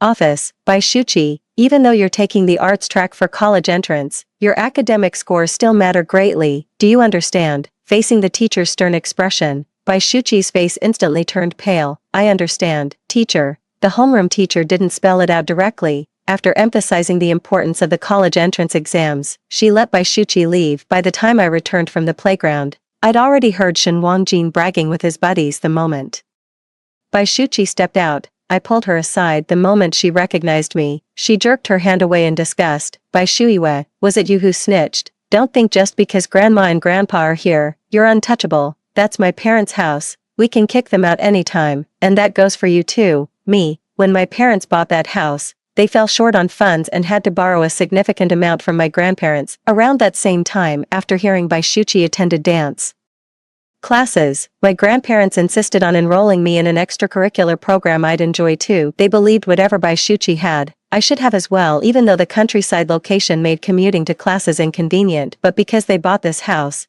they couldn't afford to sign me up for extracurricular classes anymore. The property deed is under mom and dad's names, but half the payment came from grandpa and grandma, so legally, mom and dad have no right to kick out grandpa, grandma, or me, unless they want to face public shaming. I brought you here to tell you, we've all been scammed by Shen Wangjin. Bai Shuqi froze for a moment. What do you mean? Shen Wangjin told me he likes you, but gave me the chance to pursue him. Then he told you he likes me and encouraged you to chase him. He's playing both sides, trying to keep two relationships going at once. Bai Shuqi always prided himself on his integrity. Being deceived and toyed with was absolutely unacceptable.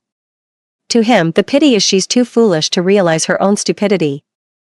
I just heard, he's going to confess to you in a couple days. With that, I turned and walked away. No advice was needed. Bai Shuqi had a knack for hitting where it hurt most. Back when I first came to the city, I couldn't hold my head up in front of her. I couldn't understand why she treated me with such malice. Though we shared the same blood, eventually I realized, since our parents disliked me, she simply followed their lead. But now, it doesn't matter anymore because I don't like them anymore either. 10. Soon, time reached that pivotal moment in my memory, my birthday. It was also Bai Shuqi's birthday. The wind was fierce that day, and the teachers were away at a meeting. Shen Wangjin prepared flowers, balloons, and gifts, waiting beneath the girls' dormitory to confess his feelings to Bai Shuqi. He sent someone to call Bai Shuqi downstairs. Bai Shuqi spotted Shen Wangjin from her dorm balcony but hesitated to come down. She sent a messenger saying, Shuchi's upset, she says last time when you were called to the office, she was left alone to face it. She thinks you lack responsibility. Could you let her know I wasn't aware she'd been called to the office? I was just. Shen Wangjin's words trailed off as the person turned and walked away to prove his accountability. He stood downstairs for a full hour. A crowd had gathered to watch the scene. Shen Wangjin shouted Bai Shuqi's name like a romance novel protagonist,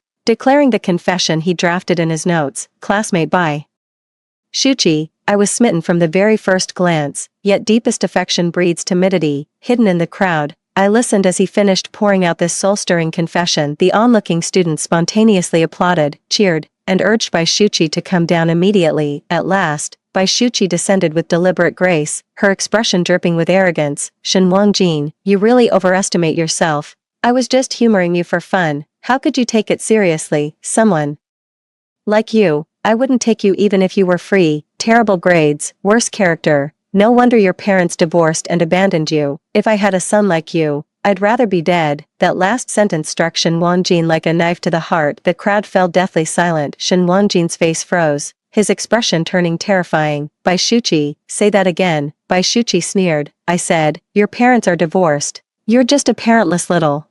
Before Bai Shuqi could finish, Shen Wangjin flung the bouquet in her face in fury. Bai Shuqi, he lunged forward in rage, only to be restrained by others. Calm down, just calm down. Shen Wangjin absolutely detests any mention of his parents right now. He looked ready to tear Bai Shuqi limb from limb. It suddenly dawned on me that he might not be that into Bai Shuqi after all. Maybe the unattainable always seems more desirable in the end. Shen Wangjin was dragged away against his will. Startled, Bai Shuqi hurried back to the dormitory. Only that slightly wilted bouquet remained on the ground, identical to the one he gave me in our past life. 11. In our previous life, Shen Wangjin came to confess to me in the afternoon, but this afternoon, he never showed up. Instead, he got publicly reprimanded for his terrible influence. I figure Shen Wangjin probably won't come looking for me. What a shame. I was looking forward to kicking him while he was down. Today's my and Bai Shuqi's birthday. We got permission to skip evening study and celebrate at home. This time was different. The table held not just Bai Shuqi's favorite strawberry cake, but also my beloved mango cake, because Bai Shuqi is allergic to mangoes, which cause blisters around their lips. Our household had always banned them even though I adore mangoes. Even though Bai Shuqi has grown up and learned self-control, the ban remained unshaken. In front of the mango cake stood Grandma and Grandpa,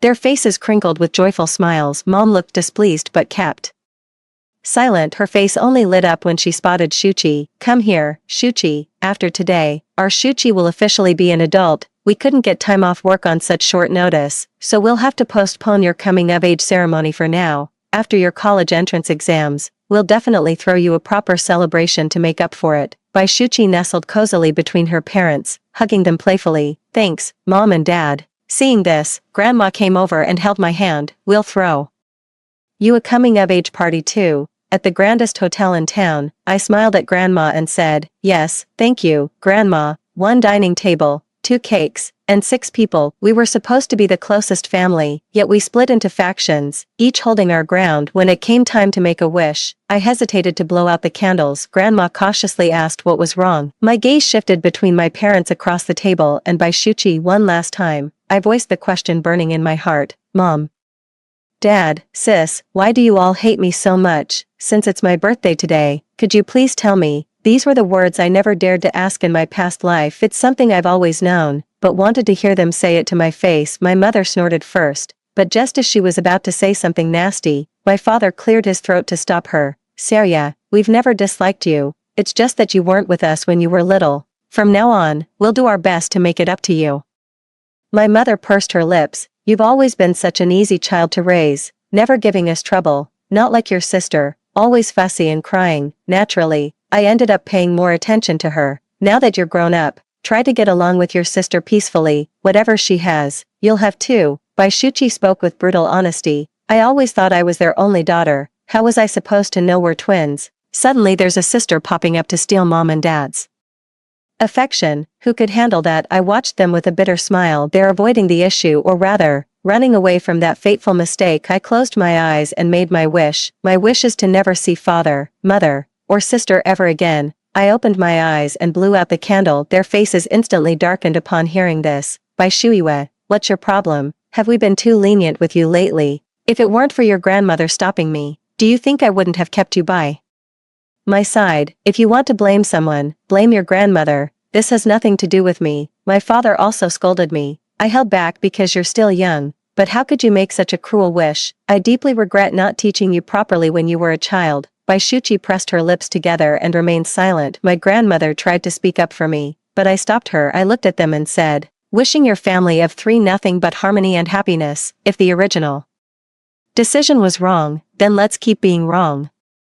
The deep-seated prejudices in human nature are unchangeable. Since we had classes the next day, Baishuchi and I had to return to school after the birthday celebration. On our way back, Grandma kept hesitating to speak her mind. Just as I reached the school gate, she called out to me with clouded eyes, Sarya, it was my mistake to insist on keeping you with me all those years. A child shouldn't grow up without their parents. I went back and hugged her, my voice choking with emotion. Having grandparents is enough. In my past life, I also thought I couldn't live without parents, but in the end, the more you crave something, the less likely you are to have it. Rather than stubbornly chasing what isn't meant to be, it's better to let go. Even if Grandma made countless mistakes back then, but in my eyes, she loved me enough. To me, being loved is enough. 12. After returning to school, Baishuchi and I became practically strangers, with her preparing for the joint entrance exams and buried in practice. She had even less time for me. I kept my head down studying, never expecting Shen Wangjin to reappear, and he brought a beautifully fresh bouquet of flowers. It's only been a week since his failed confession to Baishuchi. At first,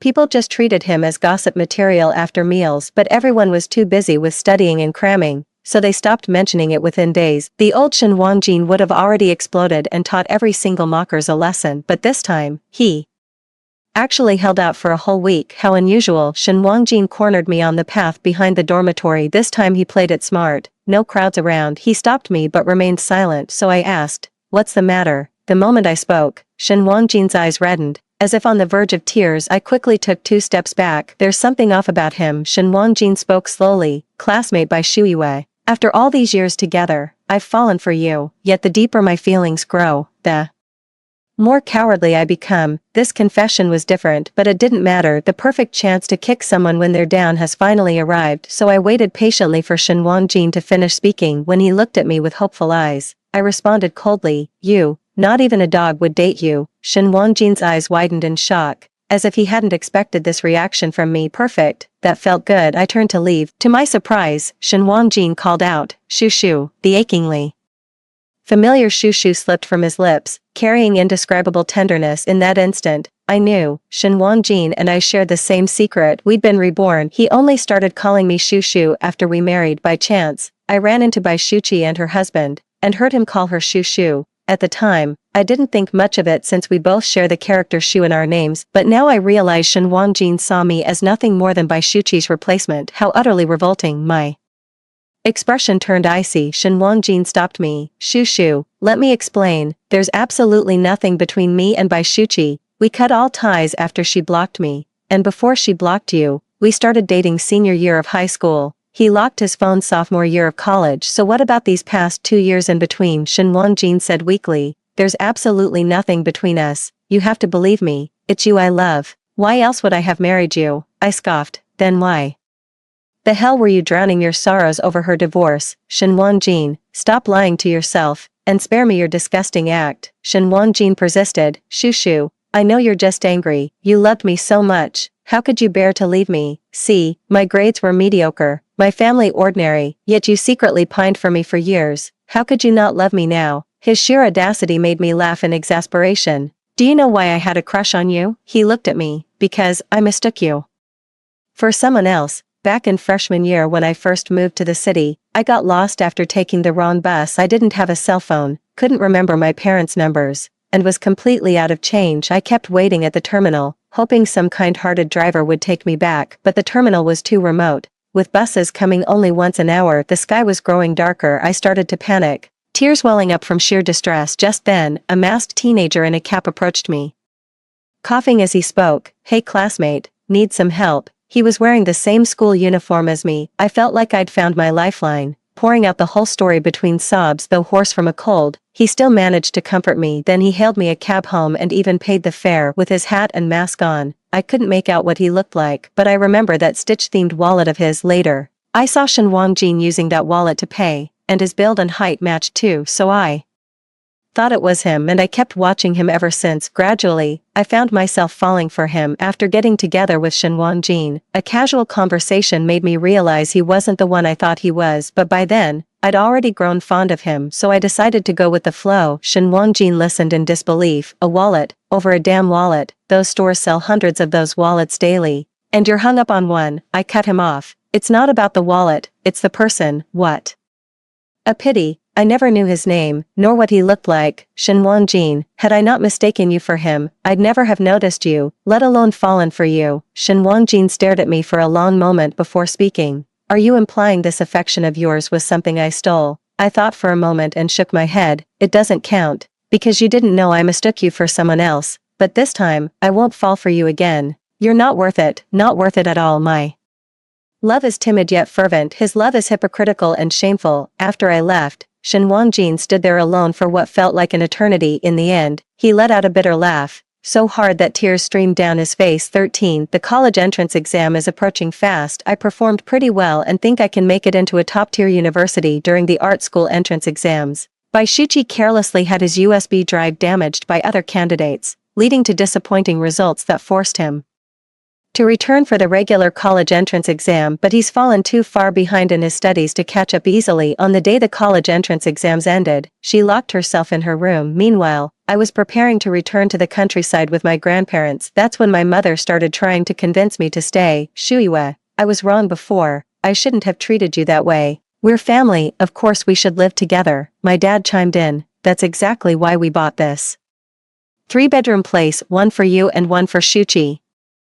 I found the whole thing rather ridiculous. By the time we finished cleaning, my phone had charged up. I'll say it again, may your family of 3 live in harmony and happiness. I turned and walked away with my grandparents. At first they tried to persuade me to go back. When they saw I wouldn't budge, they stopped trying. Just before the new semester started, I heard our parents wanted Bai Shuqi to repeat her senior year, but she chose to attend a vocational college instead. Our parents were deeply disappointed and even threatened to disown her if she didn't retake the exams. Bai Shuqi shot back, like how you wanted to disown Bai Shuiwei back then. They immediately fell silent. When heading to university registration, I shipped my luggage ahead to campus and traveled light. Little did I know everyone had the same idea. In the end, the entire path from the parcel station to the dorms was lined with suitcases. Just as I was racking my brains to find mine, a gentle voice spoke behind me.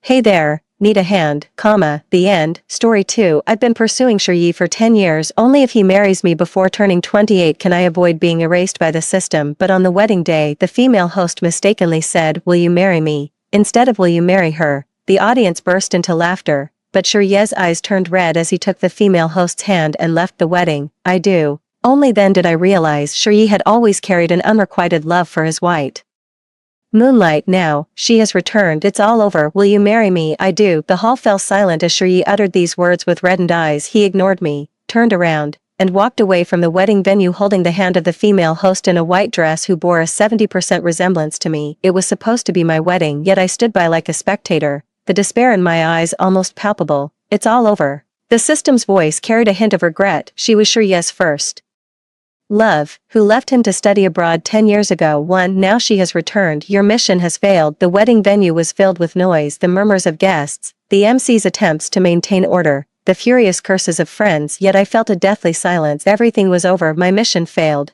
and I'm going to die too. I've been strategizing for Shiyi for 10 years, accompanied him from being a penniless young man to becoming the chairman of the nation's largest listed company. In hard times, I made him stomach-nourishing porridge late at night, picked up his drunk self after business dinners, and shared the same bowl of instant noodles with him. I once thought that companionship was the most enduring confession of love. I once believed I had truly entered Shiyi's heart, but now it seems those 10 years were just a joke. After all, the white moonlight remains the white moonlight. She didn't need to do anything, just stand there and reach out her hand, and Shiyi would follow her. I'm sorry, host. The system's voice also carried a trace of inexplicable melancholy. The time you can remain in this world is only 3 more days. I took several deep breaths, my chest feeling as heavy as if 2 large stones were pressing down on it. My friend held my hand, gently stroking my back, comforting me not to worry. Ran. It's okay. That scumbag isn't worth your. I shook my head and asked all the guests to leave. After rejecting the comfort of family and friends, I left the wedding venue. Alone, waving in my spotless white wedding dress to hail a taxi on the road in the taxi driver's shocked expression, I fought back tears. Driver, take me to Pigeon Beach. Pigeon Beach was where I met Shiryi and also where I accompanied him in starting his business. There stands a shabby little rental house, the place that holds all my beautiful memories. I only have 3 days left. I want to die there. Yes, perhaps seeing me leave the church in a pure white wedding dress. The driver remained silent. For a long time. When the car stopped at Pigeon Beach, I picked up my phone to pay, but the driver waved his hand and refused. No need, young lady, take it easy. As long as you're alive, there's no obstacle you can't overcome. When Shiryi left with his white moonlight, I didn't cry amidst the complex gazes of the full hall of guests. I didn't cry, yet the driver's sudden, out of nowhere words of comfort unexpectedly shattered my defenses. After the driver left, I crouched on the ground crying, my heart aching with each throbbing pulse. Yes, there's no hurdle that can't be overcome, but I'm dying. After walking for a long time on the muddy path of Pigeon Beach, I finally found that familiar shabby little building, a 2-story concrete building, room 203. That was the place where Shiryi and I spent our toughest 3 years, silently dragging my wedding dress already stained with mud. I slowly turned the key several times in the rusty iron door of room 203, perhaps due to years of neglect. The iron door was extremely dilapidated, emitting a harsh creak sound when opened. The door next door opened. A permed auntie stuck her head out and scrutinized me curiously for a long while. She suddenly asked me excitedly, Ran. I forced a smile and nodded with difficulty. The aunt immediately rushed out wearing an apron, grabbed my hand, and said warmly with a smile, do you still remember me? I'm Auntie Lou. When you still lived here, I was your next door neighbor. Of course I remember back then. Shiryi and I always came home late from work. Whenever we were too tired to cook, Auntie Lou would drag us to her place for meals, hands on her hips. Aunt Lou was very warm-hearted, pulling me aside to chat about past events. What about that young man? You two should be married by now, right? As Aunt Lou kept talking, she finally noticed my pale complexion, reddened eyes, and the mud-stained white wedding dress. She stood there dumbfounded for a long while before slowly patting my back. It's all right, girl. There are plenty of good young men in this world. Just stay here peacefully. I'll introduce you to someone better than him. I barely held back the tears welling up in my eyes, said goodbye to Aunt Lou, and entered that tiny rented room, a place filled with memories of me and Shiryi. The room was very small, a double bed, a dust-covered table, and a half-human-sized panda plush toy. These were all that Shiryi gave me. Sitting on the bed, I gently stroked the panda plush's tears streamed down my face. Don't cry, Ran. Ye was wrong, Ran. Don't cry, Ye was wrong. The shabby doll clumsily flickered with light, emitting a mechanical voice. This was my first birthday spent together with Shiryi. I cooked noodles at home, waiting joyfully for Shiryi to return, but he didn't come back all night. The next afternoon, when Shiryi returned, his eyes were red, covered in dust, and he looked utterly exhausted. Perhaps to make it up to me, he gave me this panda plush toy. I was very happy at that time. The panda Shiryi gave me, I really like it, but later I found out Shiryi's white moonlight is called by Ranxiang. The panda was referring to Ran and by Ranxiang too, rather than the Ran and Gu. Ran's name that day wasn't just my birthday, it was also the birthday of Shiryi's white moonlight. That night, he carried the panda plush all night, trying to airmail it abroad to his white moonlight, but because the plush contained lithium batteries, it couldn't be shipped by air, so Shiryi still didn't succeed. He brought the panda back and threw it to me like trash. The poor panda, treated like garbage. Just like my love. That night, I lay on the small bed where I once slept with Shiryi, tossing and turning, unable to fall asleep for a long time. 7 years had passed, yet the bed still carried a faint scent of lemon, Shiryi's distinctive fragrance. Once, I was utterly infatuated with this scent, but now, it only makes me feel nauseous. My chat history with Shiryi still stops at last night. Darling, we're getting married tomorrow. I'm so nervous.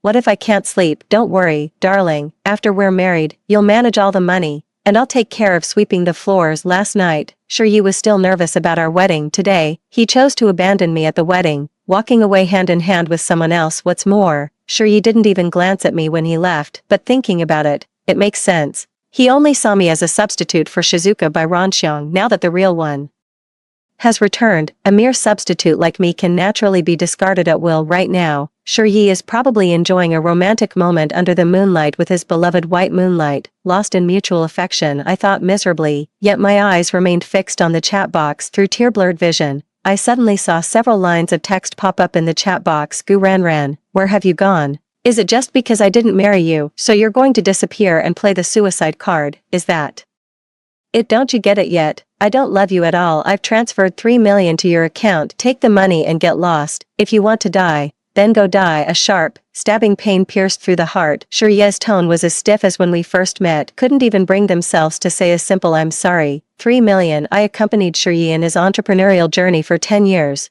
witnessing his rise from a penniless, down-and-out youth to a renowned young entrepreneur in the city. The money we earned during that time was far more than just 3 million, and yet, would someone who truly loved ever care about money then just go die? These dark clouds seemed to loom over my heart, impossible to dispel. But Shurye, I'm really about to die. Tears welled up uncontrollably again, but I struggled to hold them back. My hand hovered over the typing area of the chat box for a long time, only to realize I had nothing to say to him. In the end, my finger hovered over that red delete friend option. Goodbye Shurye, whom I've loved for 10 years. The night was already deep. The cold wind outside seeped through the loosely shut window frame, making me shiver uncontrollably. When Shurye and I lived here 10 years ago, the windows were always loose, and the room temperature would drop shockingly low every night. Back then, Shurye would always hold me tightly, pressing close to transfer his warmth to me. During those winter years, though bitterly cold, whenever I was outdoors, I felt as warm and bright as springtime. Now, lying alone in bed, I finally realize the bone-chilling cold. My heart throbs with pain as I lie aimlessly. Perhaps I'll just die like this. As my corpse stiffened and grew cold, Shurye was embracing his white moonlight in a night of passion, whispering sweet nothings in her ear, just as he once did with me. The phone pressed against my ear suddenly emitted a sound. I opened my phone to see a new friend request flashing on the screen. It wasn't Shurye. The friend request from the other party was a short line of text. I'm by Ranxiang. Shurye's white moonlight. Also the Ranran mentioned by the panda plushie, the woman who truly possessed Shurye's heart. I clicked agree, then scrolled into her social feed. Honestly, I'm quite curious why does this woman who somewhat resembles me get to hold Shurye's entire heart without doing anything? Why did I give my all, only to end up with nothing, even at the cost of my life? What does the white moonlight have that I don't? The first post in the social feed is a 9-square grid of photos. In the frame, Shurye smiles tenderly and affectionately, holding by Ranxiang tightly as if afraid of losing her again. Shurye was still wearing the suit from our wedding, so that day, after abandoning me, he couldn't wait to take these affectionate photos while embracing his white moonlight. They looked so happy together, as if I had never existed in the first place. The caption beside the photo felt more like a sharp, poison-dipped dagger, brutally piercing my heart. In an instant, blood gushed forth. 10 years apart, you're still you, and I'm still me. P.S. We're getting married in 3 days. Getting married in 3 days. I suddenly felt like laughing. 3 days later would be the day my mission failed and I'd be erased by the system. It was also the day Shurye married his first love. The system's voice suddenly rang out. Disgusting. You could tell there was a hint of resentment even in the system's voice. The system continued speaking. Gu Ranran, I can see that you've tried hard enough these past 10 years. I can give you a choice. Choose how you want to die. Choose how I die. I sighed. Since it's death either way, the manner of dying makes no difference to me. The phone kept ringing. It was a message from Shurye by Ranxiang. She sent me an address. Our wedding is in 3 days. I hope you can come. Looking at those words, I suddenly had an idea. I'm sorry, sister, but Shurye has always liked me. Even if he marries you, he won't be happy. A few more lines of text popped up in the chat box, accompanied by an image. It was a hand wearing a diamond ring. The diamond ring was beautiful, with 2 sculpted butterfly diamonds dancing on a silver band, interwoven in dreamlike hues of blue and red. A tear finally broke free from my eye, trailing down my cheek and landing on the picture of the diamond ring on my phone. This is the diamond ring Shurye bought for me. Do you think it's pretty, sis? Back then, before my sister appeared, Shurye promised me that he would buy this diamond ring for me in the future. By Ranxiang then sent a string of messages. I was at a loss for words, my mind in a daze, as if I had fallen into a gray fog where I couldn't see my own hand in front of me. That diamond ring, I still remember a week ago. Back then, sure, Ranxiang hadn't appeared yet, and Shurye hadn't abandoned me. At that time, I was extremely happy, looking forward to the wedding with Shurye. I dragged him to every bridal shop in the city, trying on all the wedding rings. In the end, I chose a ring. The salesperson told us, this wedding ring is called Butterflies in Love with Flowers, inspired by the love story of Liang Shanbua and Zhu Yingtai, symbolizing couples flying together and lasting forever. I pestered Shurye to buy this diamond ring, but Shurye coldly refused with a stern face. He didn't give me any reason, just frowned and pulled me out, then casually chose another wedding ring with a heavier diamond weight. At that time, I didn't think much about it. Only now do I realize it turns out Shurye didn't dislike butterfly love, he disliked me. 3. Perhaps he is Liang Shanbua, but I was never his. Zhuing Tai by Ran Xiang is the one. As for me, I am nothing. Perhaps just an insignificant extra. My fingers trembled as I stared at the message in the chat box. By Ran Xiang sent another message. Sister, don't blame me either. Sure doesn't love you, so why bother? Forced affection isn't sweet. Perhaps I actually helped you, sister. She sent a screenshot of the chat. It was a chat history between Shiyi and her. In the chat box, Shiyi's voice messages were translated into Chinese characters, making my heart bleed as I read them. Beneath that familiar avatar were lines of hurtful words. Darling, you know, it's always been you in my heart. If it weren't for Gu Ranran looking like you, I wouldn't have been with her. During all those days with her, I was thinking of you every single day. These words were like the final straw that broke the camel's back, completely shattering my love. I never imagined that in Shuria's eyes, I was always just a dispensable substitute. By Ranxiang finally sent a message. Sister, you'll come to our wedding in 3 days, right? How ridiculous. How I wish you could see Shiyi and me in our happiest moments with your own eyes. I nodded slowly and finally replied to her, I'll come. A plan began forming in my heart. Since the system has given me the chance to choose my own way to die, then I shall die at Shiyi's wedding. Let him witness my death at his happiest moment. More devastating than a white moonlight is a dead white moonlight. I want Shiyi to never escape the shadow I've cast over his life. I want to die at Shiyi's wedding. The cause of death, myocarditis caused by being drenched in rain all night 3 years ago. Lying on the bed, I murmured to the system. At night, a sudden pain shot through my chest, like having an iron shard stuck in the lungs. Each breath brings excruciating pain. This chronic illness of mine has been with me for a long time. That was 3 years ago. That night marked the 7th anniversary of Shiyi and me being together. I joyfully ordered Shiyi's favorite hot pot and carefully prepared gifts for him, but Shiyi never showed up. When I found him, he was completely drunk in a bar, covered in filthy vomit, mumbling syllables I couldn't understand. Only later did I learn. That night, Shiyi's first love got a new boyfriend abroad. After hearing the news, Shiyi got completely wasted, never imagining there was still a girl waiting desperately to celebrate their 7th anniversary with him. The rain was pouring heavily, with street water rising up to my calves. To prevent Shiyi from catching a cold in the rain, I draped my coat over him and carried him through the floodwaters, taking an entire night to finally make it home. Indeed, Shiyi didn't catch a cold that night, but I was the one who developed a fever. The high fever left me delirious, lying on the sofa weakly calling Shiyi's name. At that moment, I longed for him to come over, hold me, bring me warm water and cold medicine, and take me to the hospital. But when he woke up from his drunken stupor and saw me unconscious with a high fever, he merely furrowed his brows, hypocritically asked what was wrong, then hastily threw on his clothes and walked out the door. That day, I lay at home alone with a high fever for the entire day. Meanwhile, Shiyi bought a plane ticket abroad to go find his white moonlight. He didn't get to meet Bai Ranxiang back then. Bai Ranxiang had hooked up with a wealthy foreigner and was indulging in a life of luxury, completely forgetting about Shiyi. It wasn't until evening that Shiyi remembered to call and ask how I was doing. How was I doing? I had been drenched in rain all night, running a high fever that wouldn't break, my whole body weak and trembling. At that time, I even felt like I was about to die. I went to the hospital alone. I registered, saw the doctor, bought medicine by myself, and then slowly walked home alone. At the hospital, I met Su Wangbei, who was also left unattended. At that time, Su Wangbei was already a renowned entrepreneur in the city, achieving fame and success at a young age. Compared to Shiyi, who was just a small-time employee back then, Su Wangbei shone brilliantly with his excellence. He took me to see a doctor and get examined. That was also the day I was diagnosed with myocarditis. Su Wangbei sent me home. I lay on the sofa feeling utterly miserable, shivering from cold. When Shiyi finally returned with a worried expression, trembling in discomfort, I begged Shiyi to pour me a glass of water, but Shiyi merely glanced indifferently at my medical report before giving me a disdainful look. It's just a minor illness, stop being so dramatic. In the end, he still didn't pour me that glass of water. The system's voice rang in my ears. All right, we'll do it your way. 3 days later, you will die at Shiyi's wedding.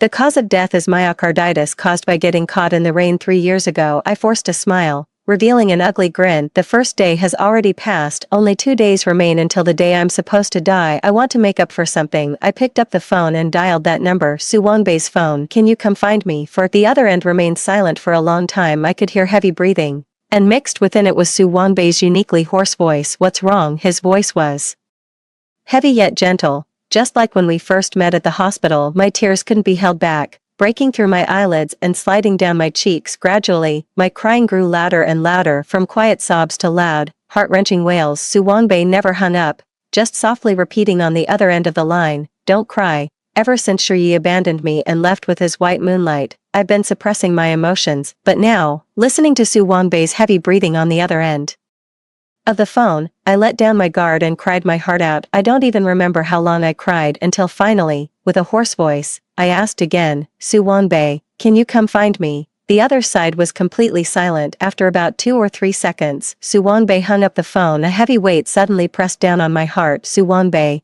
do you not want to see me anymore either?" I suddenly feel like a child abandoned by the world. However, this isn't Su Wanbei's fault. Back then, I chose Shirye over him. Between the two, resolutely abandoning him, it's only natural that he resents me and refuses to see me. The night grew deeper, and the cold crept up my back like clinging maggots. Suddenly, I felt a sharp pain in my heart. I got up and coughed violently several times, the agony as if I had coughed out my very heart. Cough, cough, cough. I looked at my palm, where a pool of blood I had just coughed up lay. It seems the death method the system promised me has already begun to take effect. I will die from myocarditis at Shirye's wedding. I pulled a tissue from the nightstand and wiped away the bloodstain on my palm. Accidentally pressed the panda plushie beside me. "Don't cry, Ran Ran. Ye was wrong. Don't cry, Ran Ran. Ye was wrong." How ridiculous. In the end, the only thing that can accompany me is this panda plush toy. Shirye doesn't want me anymore. Su Wanbei doesn't want to see me either. I'm so pitiful. I smiled self-deprecatingly, turned over, and tried hard to fall asleep. In the middle of the night, around 4 or 5 o'clock, the wooden door suddenly creaked, and a low, hoarse voice sounded outside. "Gu Ran Ran, open the door. I know you're here." It was Su Wanbei's voice. A ray of sunlight suddenly emerged in the darkness. So, he was still willing to see me. I opened the door, and Su Wanye's face was right before my eyes. He was wearing a black scarf, his head covered in white snow. The streetlight behind cast a pale yellow halo. Su Wanbei's nose was red from the cold, yet he seemed utterly unfazed as he pulled me into a tight embrace. "Gu Ran Ran, I'm sorry. I'm late. Not late. Not late at all." Feeling the warmth in Su Wanbei's embrace, my nose tingled with emotion. My salvation has arrived. At the very least, he redeemed what little remained of my final 2 days. Su Wanbei is my only friend, if you could even call it that. The first time I saw him was on that night when I fainted from high fever, while Shirye went abroad to find his white moonlight. When I collapsed on the hospital floor from high fever, the passers-by avoided me as if I were the plague. My mind spun with dizziness, only able to hear the chaotic murmurs around me. "What's going on? Why did she suddenly faint? Stay away from her. Don't get involved." How pitiful. Where are her family members? Her boyfriend? Did they just let her come to the hospital alone? Boyfriend at that time, Shirye was probably searching for her unattainable love overseas. Heh. I closed my eyes in despair, no longer wanting to hear the surrounding gossip. In a daze, I was lifted by a pair of gentle, large hands. It was Su Wanbei. Though it was our first meeting, I inexplicably felt a sense of familiarity radiating from this handsome man with thick, dark eyebrows. As I hazily opened my eyes, they met directly with Su Wanbei's gaze. He smiled beautifully and mumbled to me, "Your eyes are very beautiful, Gu Ran Ran." That was the first time I met Su Wanbei, yet he knew my name. What's more, the way Su Wanbei uttered my name felt incredibly familiar, as if he had said it countless times before. Later, I once asked him how he knew my name at that time, but Su Wanbei just looked at me with a faint smile, saying nothing, yet I could clearly see deep, lingering affection in his eyes. That night, Su Wanbei took me to register, receive treatment, get medicine, and then sent me home. I could sense his tension from his tightly clenched hands and protruding veins. At the doorstep,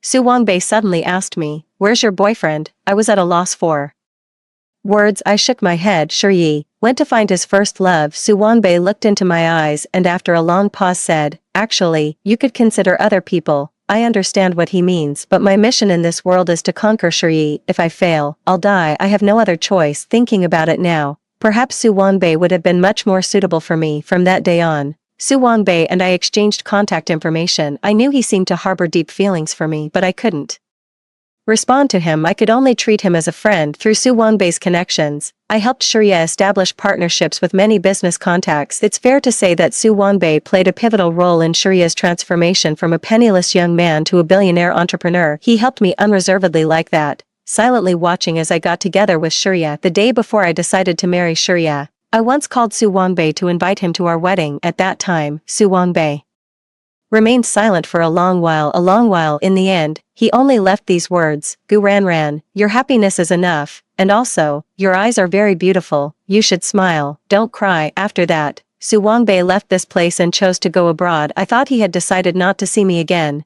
but when I called to meet him once more, he appeared before me again. If time could be rewound, I would choose to be with Su Wanbei. To hell with mission failures and system erasures, but fortunately, I still have 2 more days left. 5 waves of pain surged through my chest again, suppressing a cough. I smiled and tightly hugged Su Wanbei, who was covered in snow outside the door. Su Wanbei, I really wanted to see you. Su Wanbei remained silent. He just held me tighter. I felt a sudden warmth against my neck. It was Su Wanbei's tears. Su Wanbei held me like that, letting me sob my heart out in his arms, smearing snot and tears all over his expensive coat. Only when I finally cried myself exhausted, my voice hoarse, did he gently ruffle my hair and whisper by my ear, Ran, come, I'll take you somewhere. Dazed, I let him carry me into the car, watching as it sped away from Pigeon Beach toward the nearby shoreline. The sea lies right beside Pigeon Beach, less than an hour's drive away. I love the sea deeply, the vast azure ocean and the boundless sky above it. During those years living in Pigeon Beach with Shi, I told him countless times that I wanted to see the sea. It would have taken just a short hour, but he always brushed me off with various excuses. Shi said he was busy with work, that he had social obligations, that it was just the sea and nothing special to see. I genuinely believed his nonsense at first, thinking he might just not like the sea, but when I saw Bai Ranxiang's social media post last night, I finally realized Shi had actually made a promise with her all along, to see the ocean for the first time in their lives together. It wasn't that Shi disliked the sea. He simply didn't like me. He just wanted to save that first experience for Bai Ranxiang. The seaside air is fresh, rushing into my lungs, invigorating my spirit immensely. Su Wanbei smiled as he tucked a blue butterfly flower into my hair, pointing at the sun just rising over the sea. Ran, look, every day brings a new sunrise, with fresh sunlight bathing this beach. So, it's just that the sunlight wasn't right for you. Perhaps you could try watching the dawn of the next day. His voice was low, as if hesitating about something.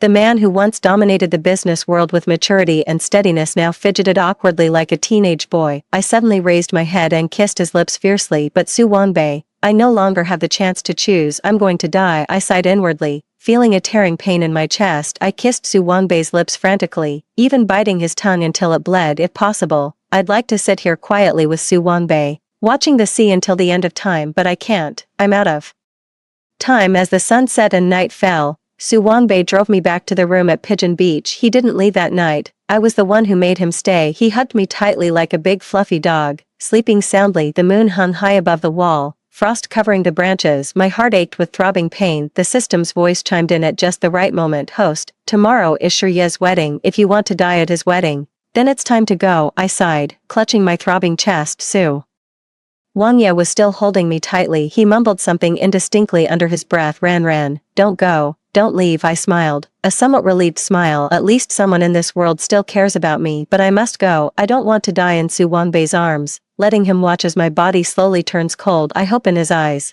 I'll always be the most beautiful. In a vast expanse of white snow, I left Pigeon Beach. When I arrived at Shi and Bai Ranxiang's wedding holding a bouquet of white butterfly flowers, the ceremony had already begun. Shi in a black suit stood beside Bai Ranxiang in a white dress, a perfect match between talented groom and beautiful bride. The two of them looked truly perfect together, but originally, the one who should have been standing at the altar marrying Shi was me. Now, I feel like an uninvited intruder, surrounded by awkwardness and all sorts of strange glances. A sharp pain shoots through my chest. It's the precursor to another myocarditis attack. I couldn't hold back anymore, covering my mouth as I coughed violently several times. Blood was coughed up into my hand, blooming into one crimson flower after another. On stage, Shi and Bai Ranxiang smiled with tender happiness, but the atmosphere was abruptly shattered by my sudden coughing. Only then did they notice the figure in the audience, me, also wearing a white wedding dress, but now filthy and stained with mud. Shi's eyes were clouded with a thick layer of gloom, his thin lips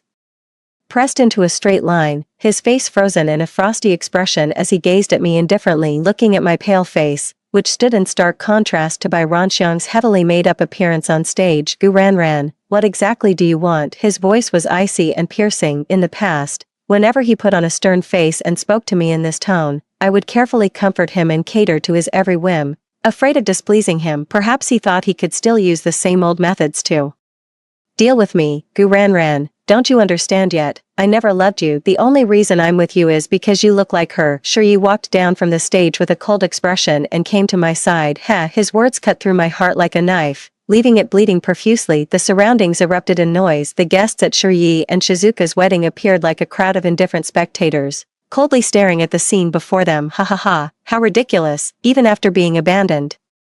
She still shamelessly chases after him. I've never seen such a brazen woman who wouldn't say so. If I were her, I would have killed myself long ago, not wanting to face such humiliation. Harsh words kept reaching my ears, making my heart ache. My heart is throbbing with pain. My vision was filled with dizzying stars, and I nearly collapsed weakly to the ground. Yet Shiryi didn't reach out to steady me, instead sneering coldly, "Gu Ranran, have you even looked at what you've become?" I must have been blind back then. How could someone like you ever compare to Ranran? I was momentarily speechless, only able to stare helplessly at Shirye's once so familiar face. Once, this face had held my hands, smiling as it told me, "You're the most beautiful girl in the world." Now, he looked at me with demonic disdain, saying, "You're not even fit to compare with Ranran." Through the wedding venue's glass, I caught sight of my own reflection. At that moment, I felt a surge of astonishment. The reflection of my face in the glass had somehow become pale and haggard, with purple lips and disheveled hair, looking as weathered as a 40-year-old woman. But I'm only 27. Over these years, to help Shiryi rise step by step,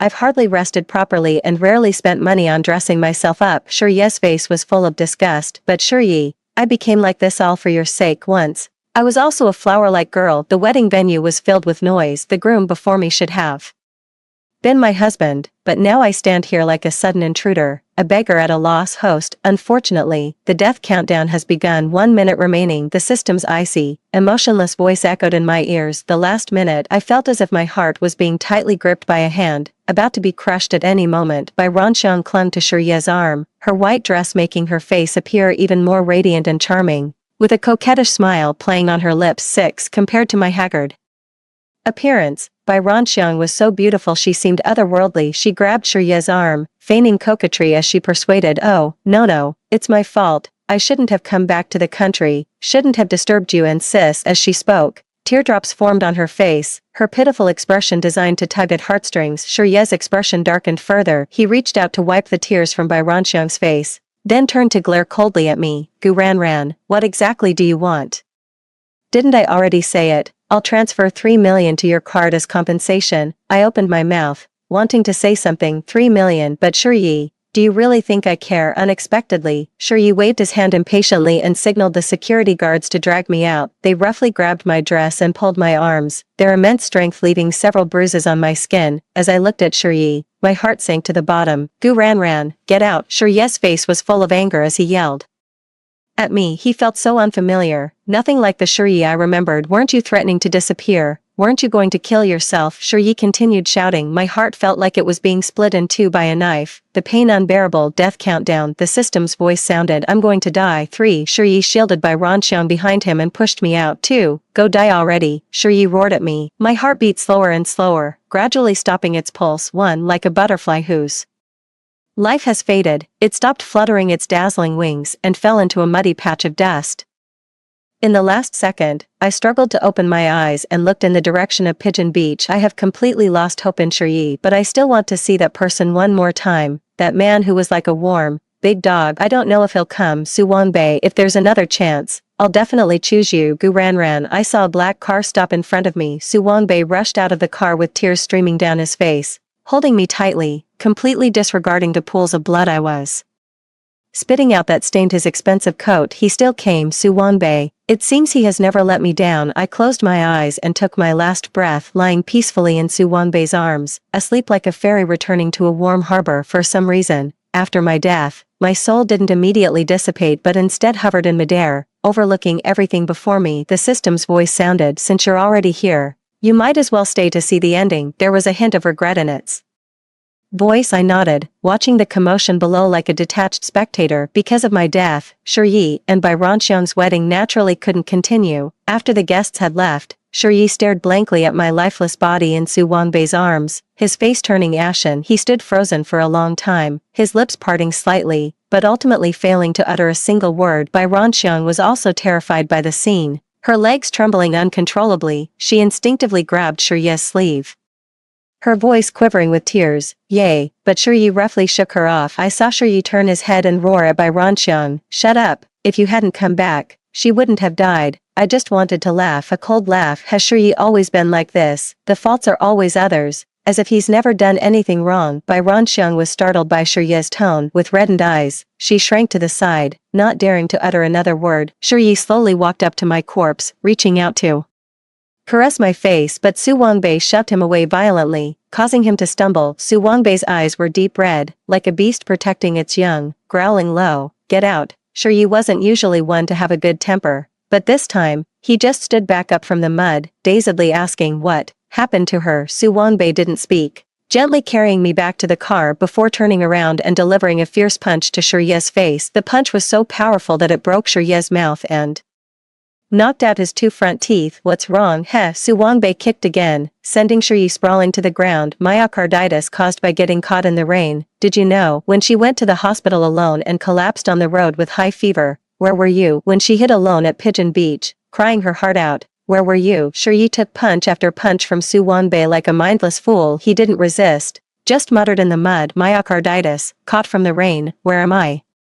Where was he? He was abroad, trying to reconcile with his unattainable love. He remembered that day when I, pale-faced, begged him if he could pour me a glass of water, pleaded with him to take me to the hospital. Even when he saw my medical records, he still resolutely chose to leave, to go find Ranxiang. It's snowing again. Heavy snow covered the pools of blood I coughed up onto the ground. Su Wangbei paid no more attention to Shiyi, driving me away from the wedding venue. Shiyi remained lying dazedly on the ground, letting the heavy snow cover his body, his face. His eyes were glazed over, muttering incessantly, "Why didn't you tell me earlier? Had I known, I wouldn't have left." Why? How ridiculous. Some people only regret after they've lost something. Ranxiang stood up from the side, trying to help Shiyi up, but Shiyi pushed her away like a wild beast, shouting with red eyes, "Get out, it's all your fault." Ranxiang left. In the vast expanse of snow, only Shiyi stood like a solitary bird, imprinting the white snow. Shiyi went to the hospital where I had my checkup. From the doctor's hands, he received my medical records from that year. Myocarditis caused by severe cold from prolonged exposure to rain. A line of text pierced Shiyi's eyes like a sharp blade. He recalled that night, because he heard Ranxiang had a new boyfriend abroad. He got completely drunk. It was me who braved the heavy rain to bring him home. That very night, I caught a severe cold. 7. As for him, he resolutely went abroad to find Ranxiang. Shiyi walked out of the hospital in a daze with red-rimmed eyes. He tightly clutched the medical report in his hand and took a taxi to Pigeon Beach. Coincidentally, the taxi he hailed was the same driver who had taken me to Pigeon Beach that day. On the way, the bored driver started recounting his experience of picking me up that day. Ah, that young girl looked so pitiful, still wearing her wedding dress, her eyes swollen from crying. What kind of scumbag would abandon such a wonderful young girl? The driver kept chattering the whole way, but Shiyi didn't respond a single word. The driver looked puzzled. Don't you think so, young man? Young man, hey. He turned around and saw Shiyi in the back seat, his face already streaked with tears. Shiyi came to Pigeon Beach and knocked on Aunt Lu's door next door, wanting to ask what I had been doing at Pigeon Beach during those 3 days, but Aunt Lu didn't say a word when she saw him, just slammed the door shut with a cold expression. Shiyi stood dumbfounded outside the door, hearing Aunt Lu's curse from inside. Scum. He opened the small house we once lived in, that tiny room 203, slept on the little bed we used to share, and stared blankly at the moon outside the window. The panda plushie was held in his arms, yet carried no warmth at all. In the pitch-black night, the panda plushie made a faint sound. Ran, don't cry. Ye was wrong. Ran, don't cry. Ye was wrong. Sure yes. Tears streamed down, soaking the stuffed toy. Goo. Ran, why didn't you tell me? Why? In the dead of night, Shiyi went mad. He tore at the stuffed toy like a madman, smashing every object in the room, recklessly unleashing his fury. It seemed this way could alleviate the guilt in his heart. Shiyi stayed in the small room we once lived in at Pigeon Beach, going without food or water for a week. Only then did he choose to leave. But the moment he returned to the city, he saw 2 familiar figures. By Ranxiang, with Su Wangbei. Ranxiang held Su Wangbei's arm, smiling with utmost tenderness. Once, Ranxiang used to hold his arm like this too. Shiyi rushed forward, frantically pulling Ranxiang, demanding to know why she cheated. Ranxiang merely cast him a faint glance and spoke with a cold laugh. Shiyi, do you really think I love you? If I loved you, why would I have gone abroad back then? And why would I have fallen in love overseas? Shiyi was stunned. Ranxiang continued. Because I don't love you at all. Shiyi stood frozen in place, only managing to speak after a long pause. But, you came back to find me. That's because you're rich now. Bai Ranxiang burst into laughter as if she'd heard the funniest joke. Because you've got money, you're no longer that penniless loser you used to be. I don't love you, I love your money. Do you understand? Shi Ye's eyes turned red in the end. The only one who ever truly loved him was that silly, naive Gu Ranran. And what Bai Ranxiang loved was merely the money Gu Ranran helped him earn. Bai Ranxiang tightly clung to Su Wanbei's arm beside her. Now, I've found brother Wanbei. He's richer than you, much richer. Do you really think I'd still choose you? Throughout it all, Su Wanbei just stood with folded arms, his expression unreadable as he calmly observed the scene before him. After a moment, he finally spoke, addressing Shi Yi directly in front of Bai Ranxiang. Pathetic, isn't it? You abandoned someone who truly loved you for something that could be bought with money. Bai Ranxiang remained silent, not even a change in her expression, as if the thing Su Wanbei mentioned that could be bought with money wasn't her. Shi Yi went mad. His mind was in a daze, eyes bloodshot. He pulled out a dagger from nowhere and suddenly stabbed it into Bai Ranxiang's chest. It's all your fault. It's all because of you, you bitch. If it weren't for you, Ranran wouldn't have died. Die, go to hell with Ranran. The heavy snow fell,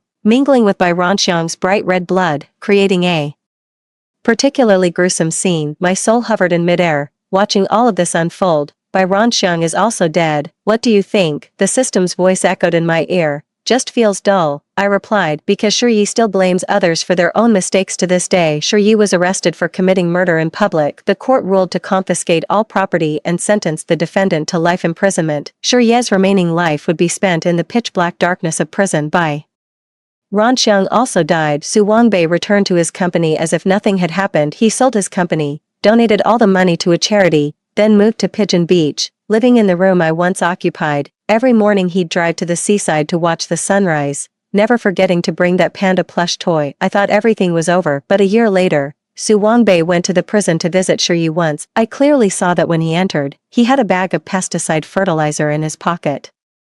When he emerged, I saw a glistening tear streak down Su Wanbei's face. Gazing at the vast sky and pristine snow, he murmured softly, Ranran, I've avenged you. Shi Yi died in prison. The cause of death was food poisoning. When he died, he was still looking in the direction of Pigeon Beach. Everything is over, I whispered to the system. It's all over, right? Not yet, but the system responded to me like this. Let me show you what you were like 10 years ago, before you accepted the mission to pursue Yi. The system's cold voice rang out. Before I could answer, a dizzying flash of bright light appeared before my eyes. When I opened my eyes again, I found my soul outside the window of the hospital's intensive care unit. Inside the room, a much younger Su Wanbei sat dazed by the hospital bed, holding a photo with a haggard expression. In the photo were teenage versions of me and Su Wanbei. We were embracing each other, gazing at the vast sea before us, laughing freely. When did I ever take a photo with Su Wanbei? Could it be that we knew each other over a decade ago? My gaze skipped past Su Wanbei and landed on the figure lying on the hospital bed. That was clearly me in my younger days. I seemed to remember something. Everything from the past flashed before my eyes like a movie. Do you remember now? The system's voice echoed in my ears. Do you remember why Su Wanbei knew your name the first time he met you? Do you remember why Su Wanbei loved you so inexplicably? I remember now.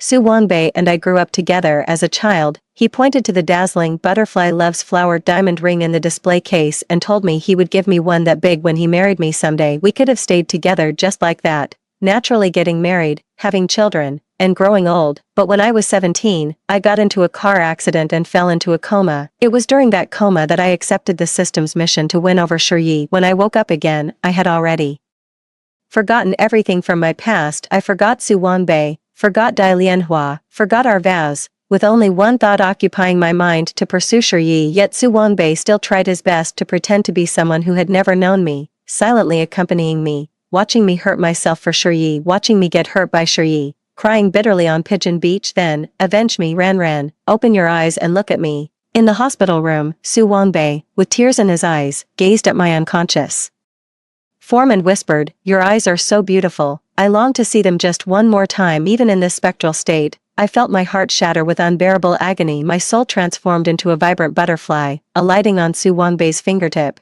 dancing softly before him. Gu Ranran, the system's voice sounded. Begin a new conquest mission. Conquest target, Su Wanbei. I opened my eyes on the hospital bed, and before me was Su Wanbei, whose gaze was filled with nothing but me. Perhaps before everything was wrong, but it's okay. This time, let's be together properly. Two colorful butterflies danced outside the window, flying higher and higher, higher and higher. This time, I've finally found my Romeo.